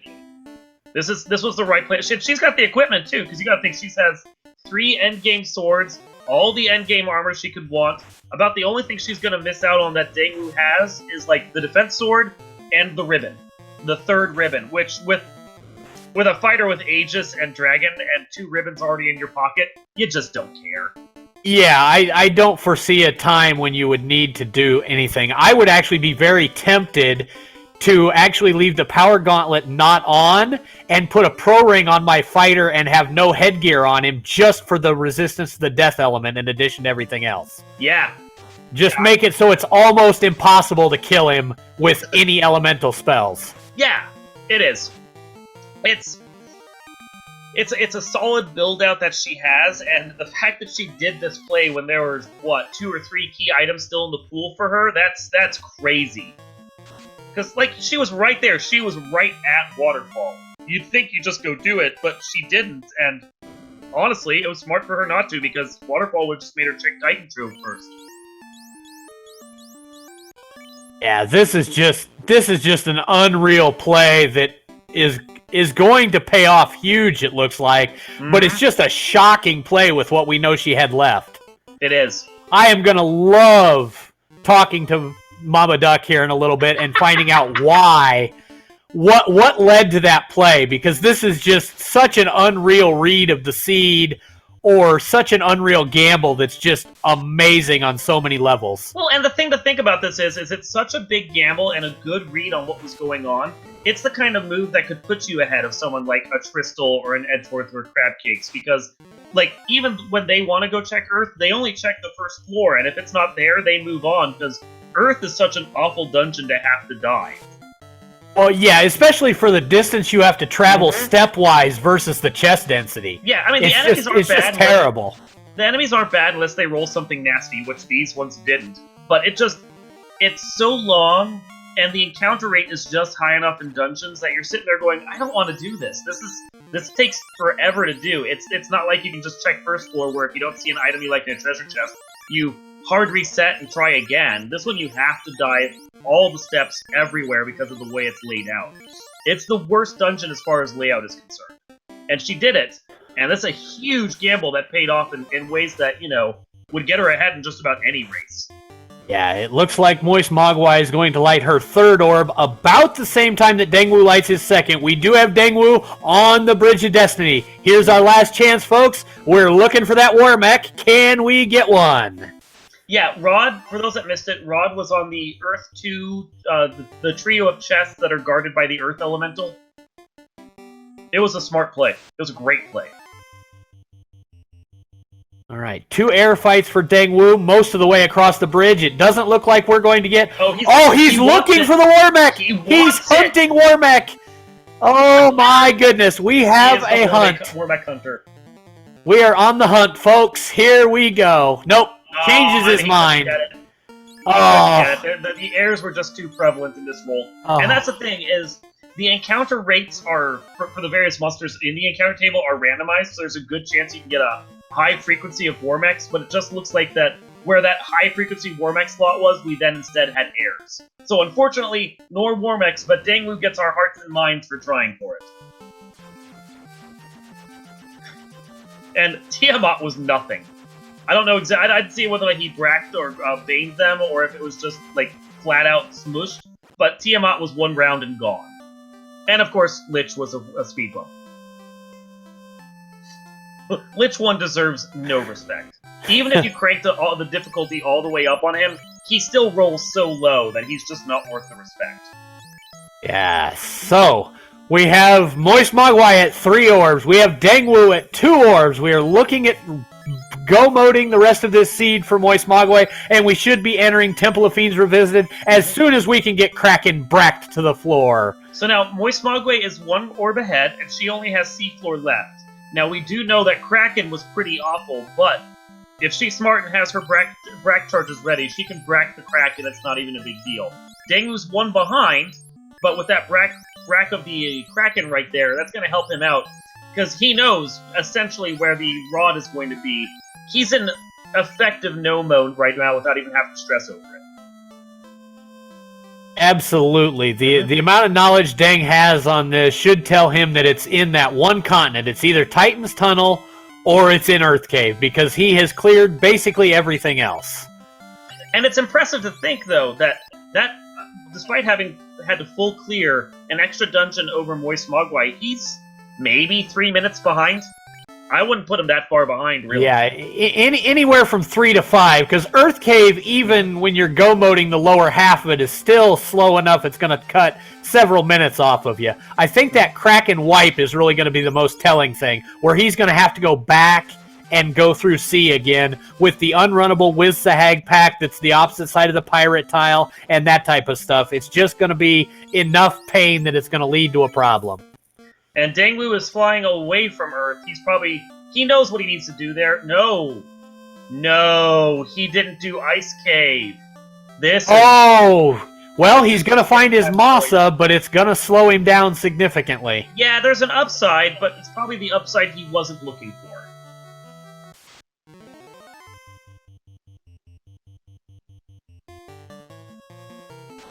Yeah, to let everyone know, because Cactus Owl is asking, we were synced up for a little while there with both of the runners doing what the other runner had already done. It came down to the fact that Moist Mogwai didn't do Marsh or Waterfall, 2 incentivized checks that most of us would do, and it kind of worked out in her favor because Marsh had the ship and Waterfall had the ruby, and as we just saw, Titan's Tunnel had nothing in it.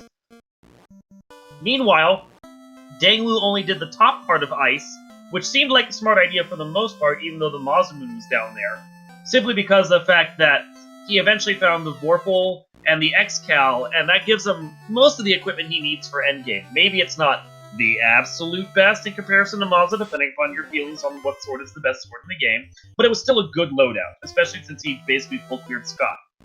So, what it really came down to was, what choices did you make? And Dengwoo didn't full-clear Ice, but he did full clear just about everything else up to Earth.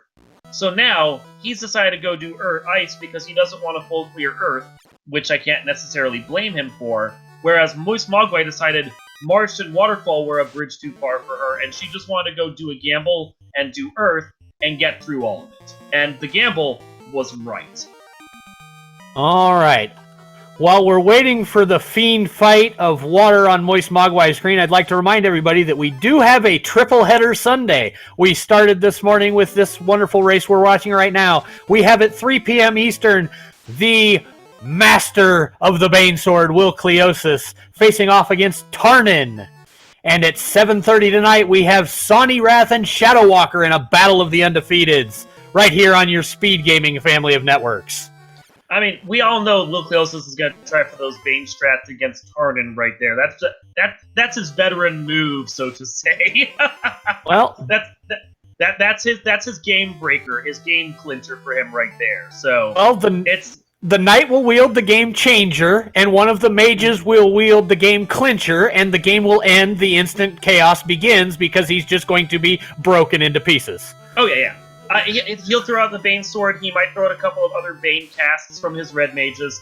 He'll go all in at least one round, I assume, and then from there we'll test out and see how Chaos is, and that'll be all she wrote one way or another. Yes. We'll see the game clincher at work at 3 p.m. Eastern, folks. That's your Will Cleosis match of the week, 3 p.m. Eastern.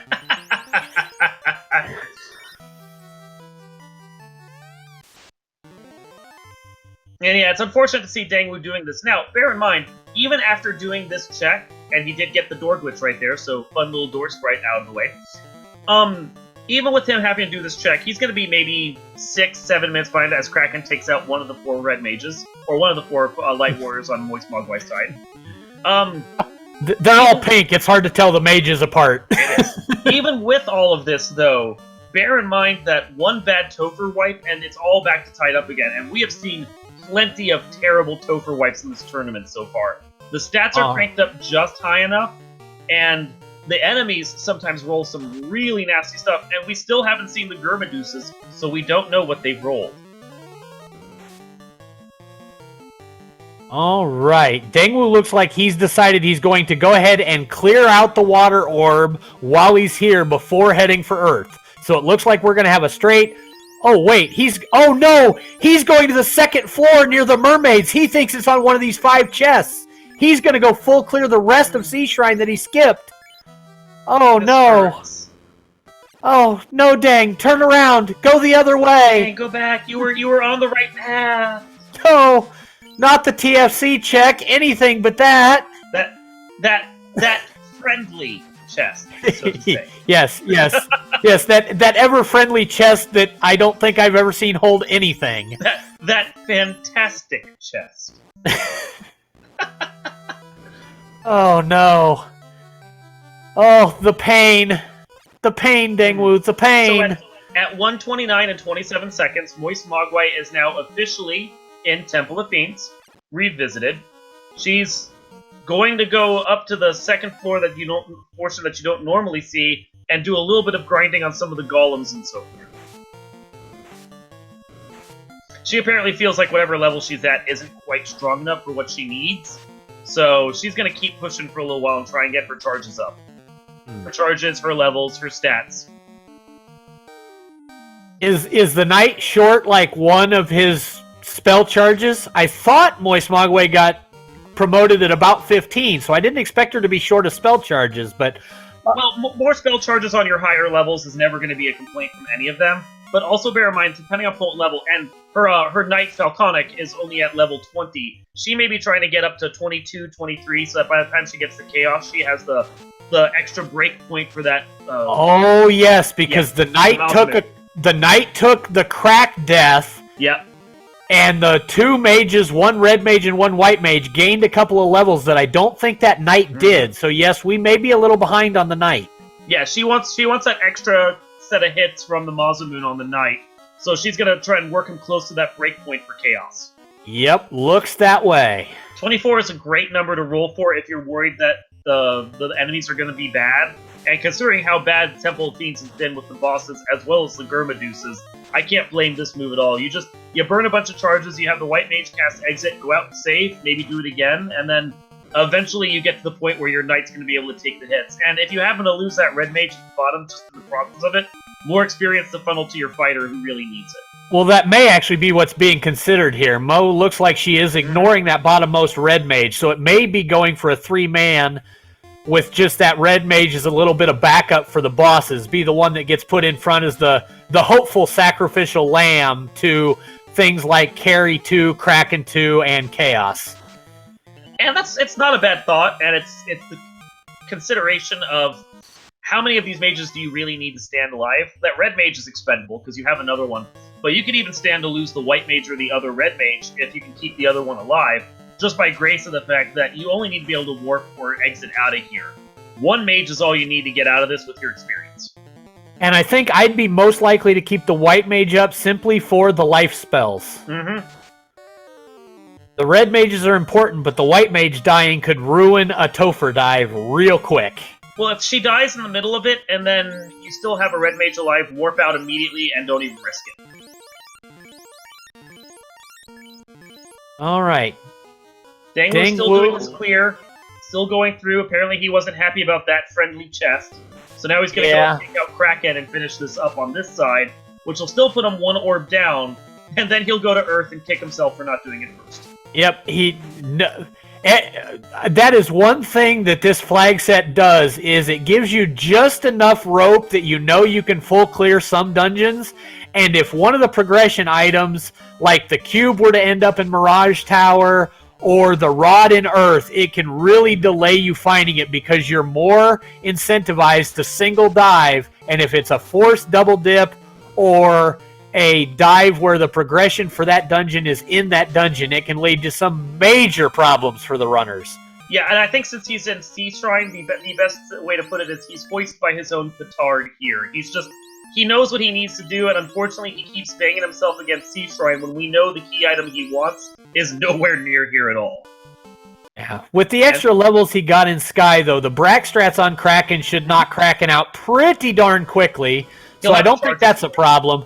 Yeah. But here is, okay, Moist Mogwai has jumped out and is going back to more grind. We are still grinding. Moist Mogwai not happy with the levels, but does have both Red Mages danned, so the XP is going to start flying in for these two Light Warriors that are still alive.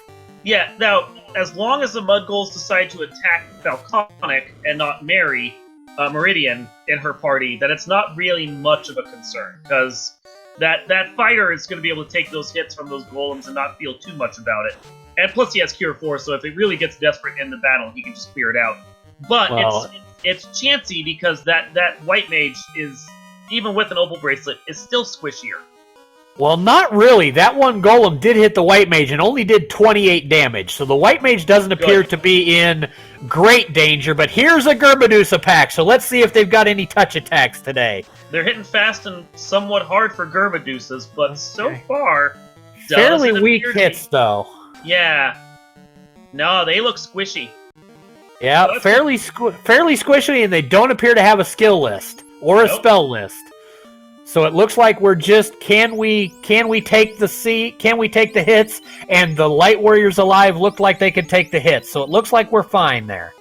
Orbital Bear, since you're asking, Moist Mogwai is definitely in the lead. She got into Topher officially about 7 minutes ago, and now she's just doing a quick grind. Well, quick by the standards of a potentially bad Topher. She's just doing a quick grind right now until such time as she has levels for her Knight, and then she'll be moving on, I assume, soon after. Now, see...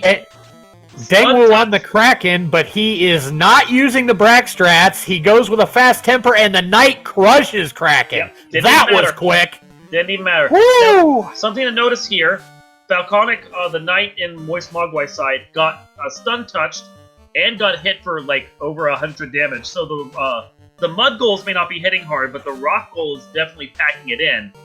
You've got to remember, though, with Stun Touch, it eliminates all your evade. So it's not really that the Rock Gull hits hard, but the Stun does such a good job of opening up the ability to get hit like that. And Dengwoo is now diving Volcano looking for a couple of chests he must have orphaned. He skipped a couple of the out-of-the-way ones here, and he's really worried that he missed the one that he needed. Something else to bear in mind with the when you have a stun touch effect or something else like that, Cure 4 will cure everything. So okay, so if your guy's poisoned or anything else like that, use Cure 4 on them in battle, and that takes care of all your problems. Cure 4 is one of the most fantastic curative spells in the game. Of course, the only thing it can't cure is death. You need life 2 for that. Alright.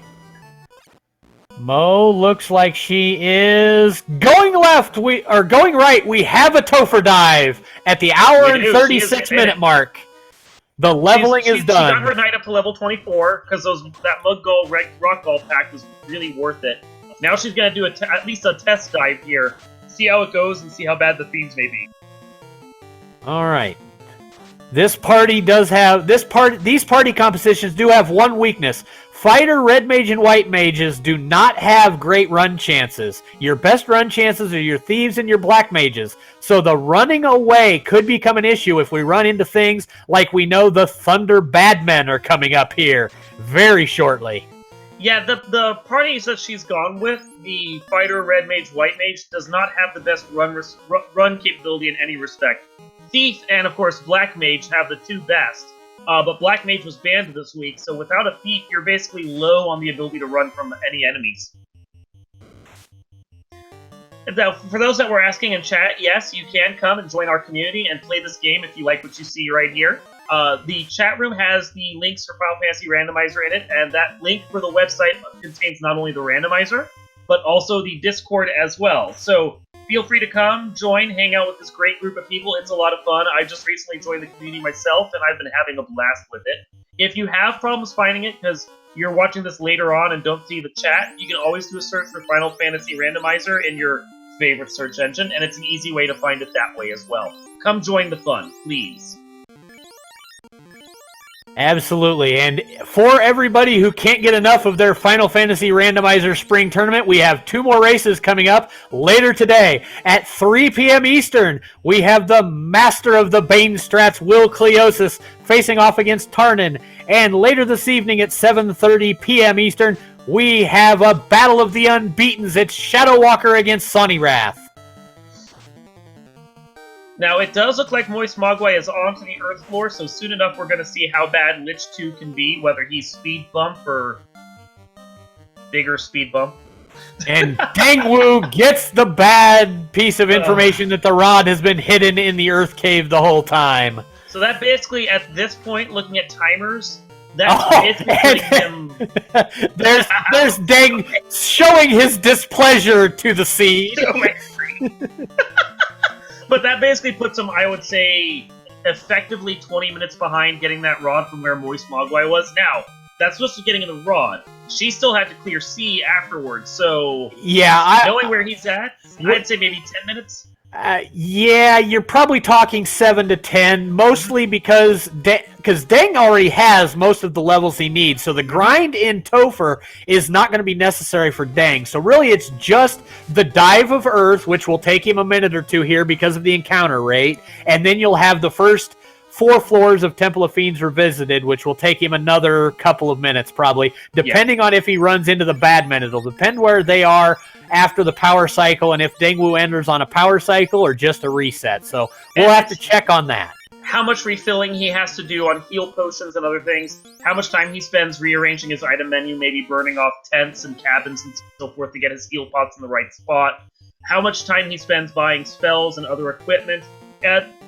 Maybe as low as 5, maybe as high as 12, but I think 7 to 10 is probably the right range to say how far behind. All right, we have a Lich 2 pull from Moist Mogwai, taking a minute, deciding how badly she wants to disrespect Lich. Still a white shirt, but we have a Fire 2 cast, and it looks like a swing from the Vorpal and a swing from the Mosmune. Oh, and Lich starts with Crack. Mosmune hit for 149.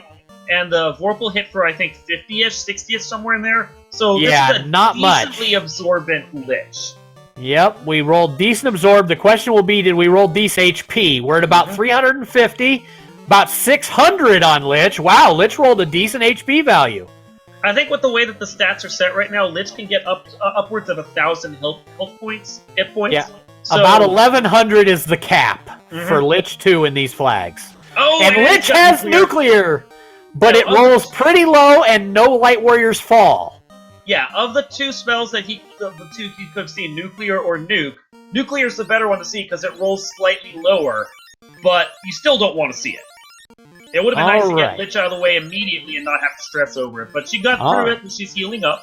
Looks like Lich had about 900 HP, so Lich rolled about 180% on the HP. That's a pretty beefy Lich, too. Yep. Yes, Cactus Owls, decently absorbent Lich, like a store paper towel. Kill Lich. You have to keep in mind, though, Lich is the off-brand version of the paper towel. Oh yeah, no, she's not absorbent as like some of your brand name paper towels, certainly.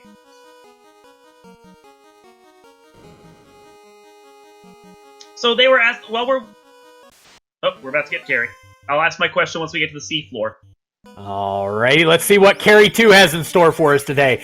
Mo's getting her sacrificial red mage lined up and ready to go. She started healing him, and then she's like, how do I heal? How much do I heal? Because he's just going to get smacked anyway. Yeah, he's going to get hurt in a hurry. All you want to see is that temper get off, and then you just don't care.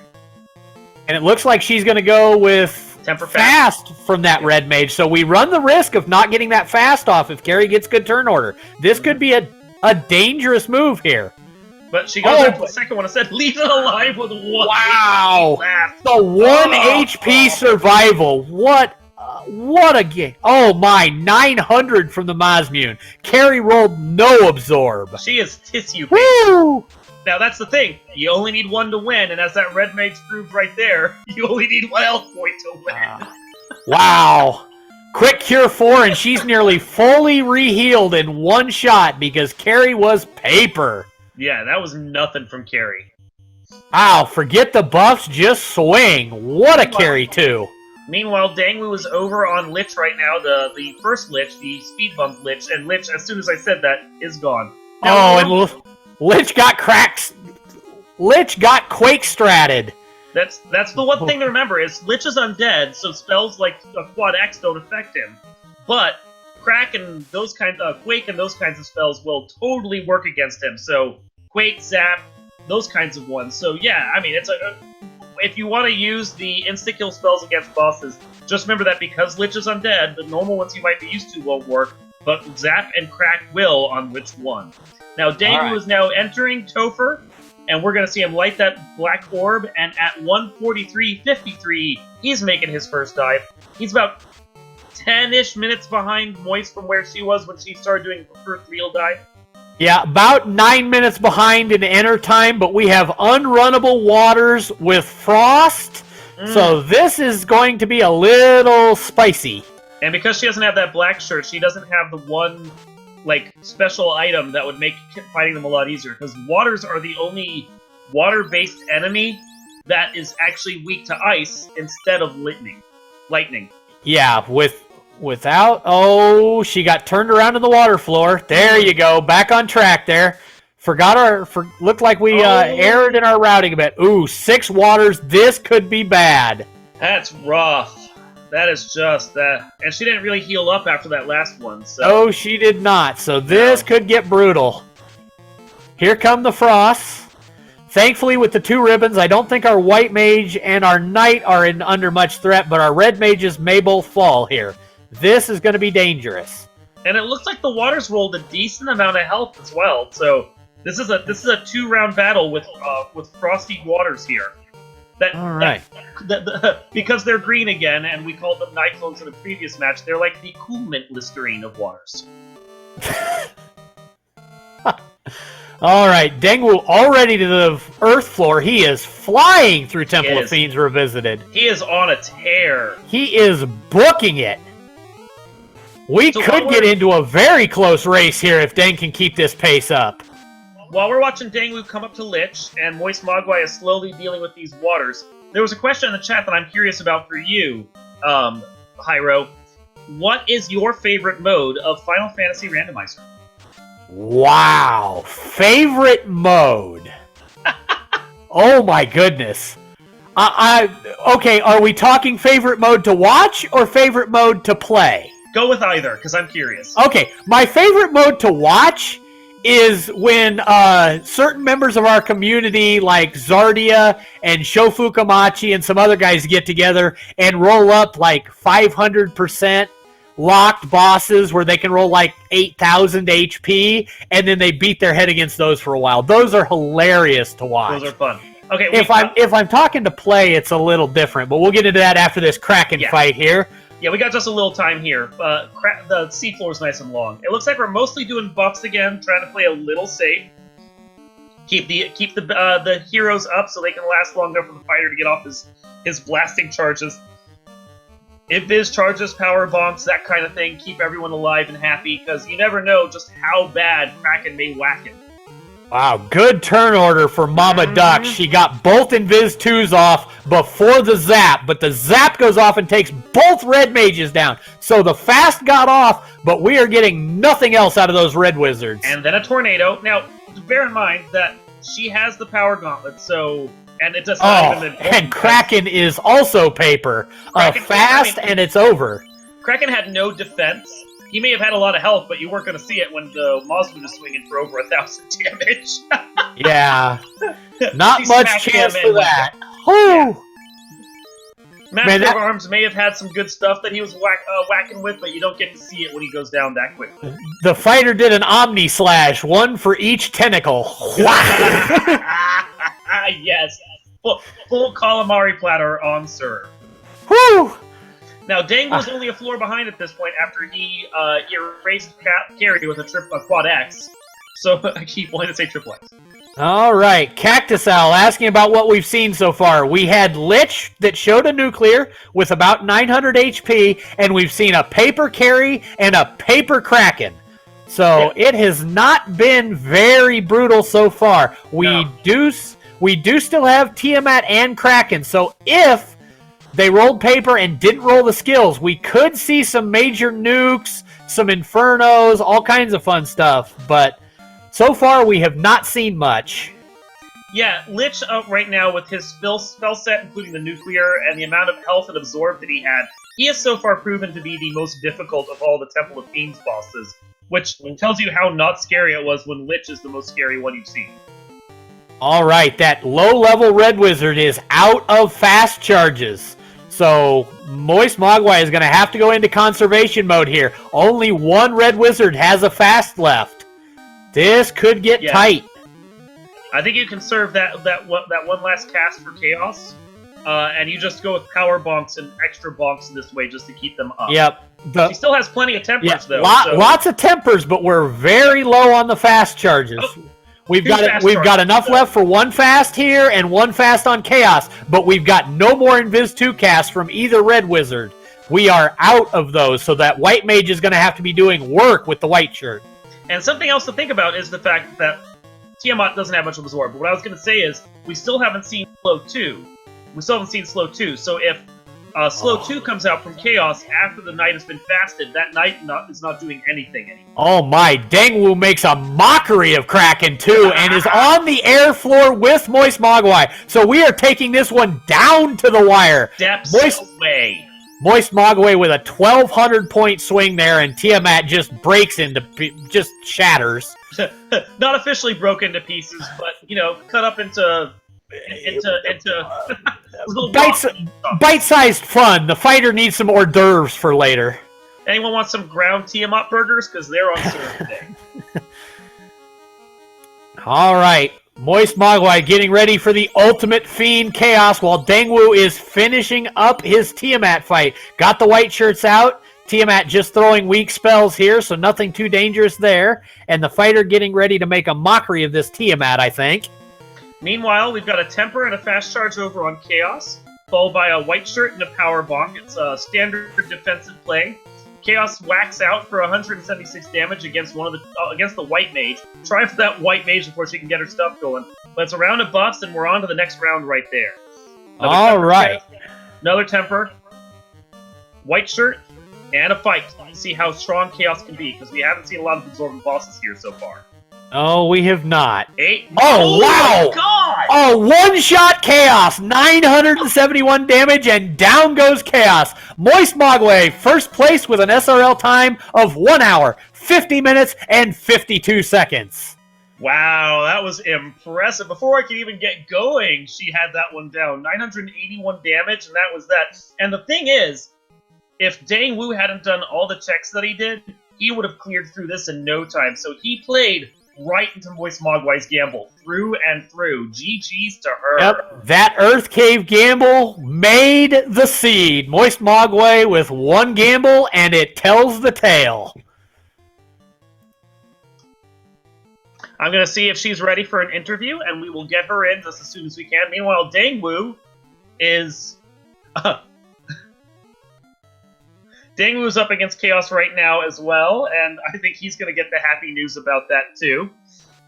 Because this Chaos was nothing.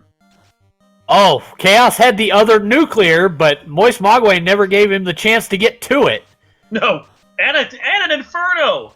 Oh! Wow, if he had rolled some Chaos HP... has no health. Wow, if he had rolled some HP, this could have been a brutal Chaos, but instead, we have Dengwoo completing the seed right behind Moist Mogwai at 1 hour and 52 minutes. Less than 2 minutes separating these runners. Let's give them some GGs and some love in the chat, folks.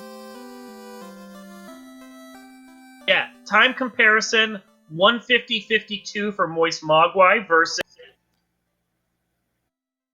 152.09, so just about 1 hour and maybe 1 minute and 15 seconds. That's all that divided these two, and it was simply the Chaos fight between them.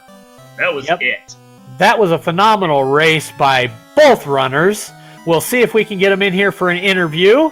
We already have Dengwoo. GG's. GG's. Oh, what did you think of that Dengwoo. scene that you had to step in on there?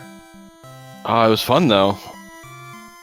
All right, and we're also joined in the chat by Moist Mogwai. GG's, Mama Duck. Thank you.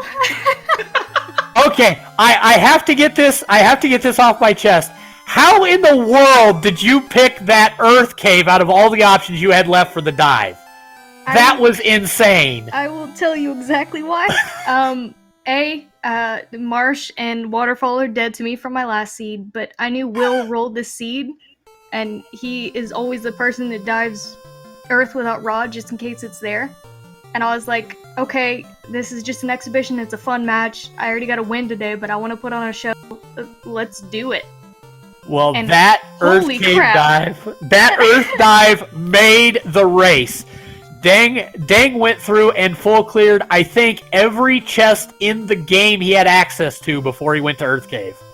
I was so happy to see it there. I didn't expect it, but like I said, Will Cleosis does it, and everyone in chat always jokes about friends don't let friends dive Earth without Rod. I didn't have any friends here to tell me not to do it, so I did it anyway. Oh my, what a play that turned into, and what a show you both put on there. That was phenomenal. Both of you were on Chaos. Mo, you finished it just about the time Deng pulled it. Yeah, it was the gamble to make there. It was very impressive because we're sitting there going, okay, she's still gonna have to go here. She's still gonna have to go here. She's got all these things before she does the Earth play because no one wants to do the Earth play. And then you immediately went over there, and it's just like, oh my God, she's doing the right thing. That's fantastic. I got a little scared when I didn't see it on Earth 1 because I was really hoping it was there. But of course we had warp and exit, so it wasn't too terrible. That Chaos, though, I did not expect him to just go down without a fight. I didn't see a lot of nasty throughout the whole thing, and I was really scared and preparing to go in there, and I even took some levels in the beginning of Topher, and holy crap. Yeah, Lich might have been actually the most difficult fiend of the 5, which is very unusual. Yeah, seeing that in the beginning, I was like, okay, that's out of the way, but, like, I haven't seen anything too nasty. Nothing has wiped my party, my white mage is fine, my fighter is fine, and then I got to Chaos, and I was just putting out all of my buffs, and then he went down, and I was like, wait, what? Yeah, there's a nothing Chaos there, maybe 800 health total.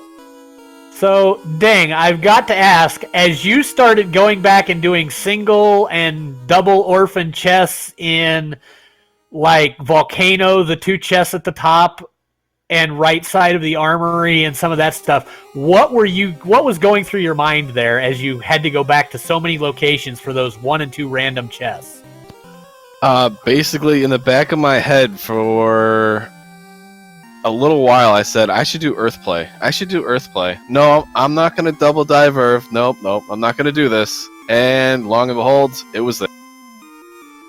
I mean, of all the plays you could have made, the ice double dip wasn't bad. I mean, maybe do that a little earlier in retrospect, hindsight and all that, because at least you got the Masamune, which made things easier in the long run. But for the most part, you did a play that I think most of us would have done, which was, I don't want to go to Earth. Please tell me I don't have to go to Earth. There was something in my head, just like his saying, just do Earth, go to it. But then I got that Masamune, and I was like, okay, my play is gonna be a Mirage. And then I ended up buying the chime. We had the cube, and I was like, okay, we're just gonna full clear sky and hope that our rod's there. It ended up being the tail, which was fine, but I was like, I need to find this freaking rod. Where's it at? I don't want to go Marsh. I don't want to go Marsh keylocked. I don't want to go Titans with wherever Ruby ended up. I don't want to do those stupid plays. Yeah, Ruby was in Waterfall. Ruby was your waterfall, and Okay. the ship was what was buried down in Marsh Cave, along with the defense sword we found out. Ooh, okay, that would have been nice, but not needed for that chaos, obviously. Yeah, Not needed for most of that scene. yeah. The carry 2 with no absorb and 1 swing. The Kraken 2 where I didn't realize that Fighter learned Omni Slash, but apparently you cut all 8 tentacles off in 1 swing, and we're just done with the fight. I think Kraken 1 was more difficult than Kraken 2 there. He was. Yeah. I would like to have a talk with Kraken 1 again, because I'm very salty about that wipe I had. Yeah, that was a little unlucky with the order in which he took your Light Warriors out, dang. That was pretty bad. And honestly, with the way this seed played out, if you hadn't gotten that wipe, or if you'd skipped one area here or there, it's a possibility you might have gained that minute or so that you lost to Moist Mogwai in the end. I was feeling really good. I thought my routing, right up until I realized that once I got to Waterfall and the Ruby popped up, and I was like, crap. And long and behold, there's 2 loose items I gotta go searching for. I'm like, man, I'm on pace. This is great. All my routing's great. And then this came up, and I'm just like, every decision I made was the wrong one. I was like, I'm gonna bypass some volcano chests. I'm gonna bypass the ice, which I already did. I didn't do any of the bottom floor of it. I just noped out. Yeah, that was rough. So, any final thoughts on this seed? Anything else that you're going to take away?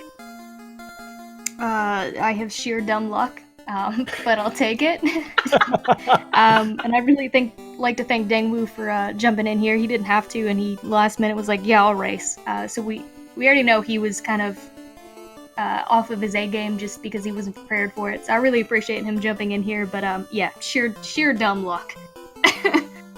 All right, dang. Other than some saltiness, dang, to Kraken 1 and that blessed rod in Earth Cave, anything else you'd like to get to this morning before we're done? I mean, all this. I would just like to thank everybody for the opportunity, all the fans and stuff that came out here. But to be completely honest, I almost wiped the Chaos too, because I went full offense on all 4 Fiends, and I was really close to dying. Yeah, that Inferno came out, and I had to be like, oh no, clench and hold on, you can do this! I just went all offense. I said, I'm either going to end this, or I'm going to end this with my head down, crying in Mama Duck's arms. Well, the full offense almost got you caught back up with the way that Temple of Fiends Revisited rolled, Dengwoo. You were making up a floor of Fiend almost. You were just progressively catching up and creeping forward as you went through. It was pretty great to watch the end there. Dark, any last thoughts for you this afternoon? Well, it was also a lot of fun to watch this. I know it was just an exhibition match, but it was a great showing from both racers. I really appreciate them both stepping in and doing this, despite the fact that, at this point it's not really affecting the standings for the tournament. But appreciate the run. I think it was a great seed. Everyone did so well. GG's to both our runners. Hyro, any final thoughts from you? I'd like to thank the runners again. Everybody, make sure you give them a follow. They put on a phenomenal show here this morning and into this afternoon. I'd like to thank the Speed Gaming family and networks for hosting us, and I'd like to remind you guys, we have a triple header today. We had this race between Moist Mogwai and Dengwoo. We're coming up with Wilcleosis and Tarnin at 3 p.m. Eastern, and we've got Shadow Walker and Sonny Wrath at 7:30 p.m. Eastern, all on the Speed Gaming family of networks. So we'll catch you in a couple hours with another great Final Fantasy Randomizer race. And while you're here, make sure to give our runners a follow, Dengwoo and Moist Mogwai. Make sure to follow our tracker who stepped in last minute to help out, Rafe Hates Caleb. Also, apparently he has a podcast if you want to check that out as well. And then make sure to follow my co-commentator, Hyro. Did a great job joining in with me. I had a lot of fun here today. So with that, we are going to move along. Thank you, Speed Gaming. Thank you to all our fans, and we will see you in just a couple of hours for the next great match of Final Fantasy Randomizer. Until then.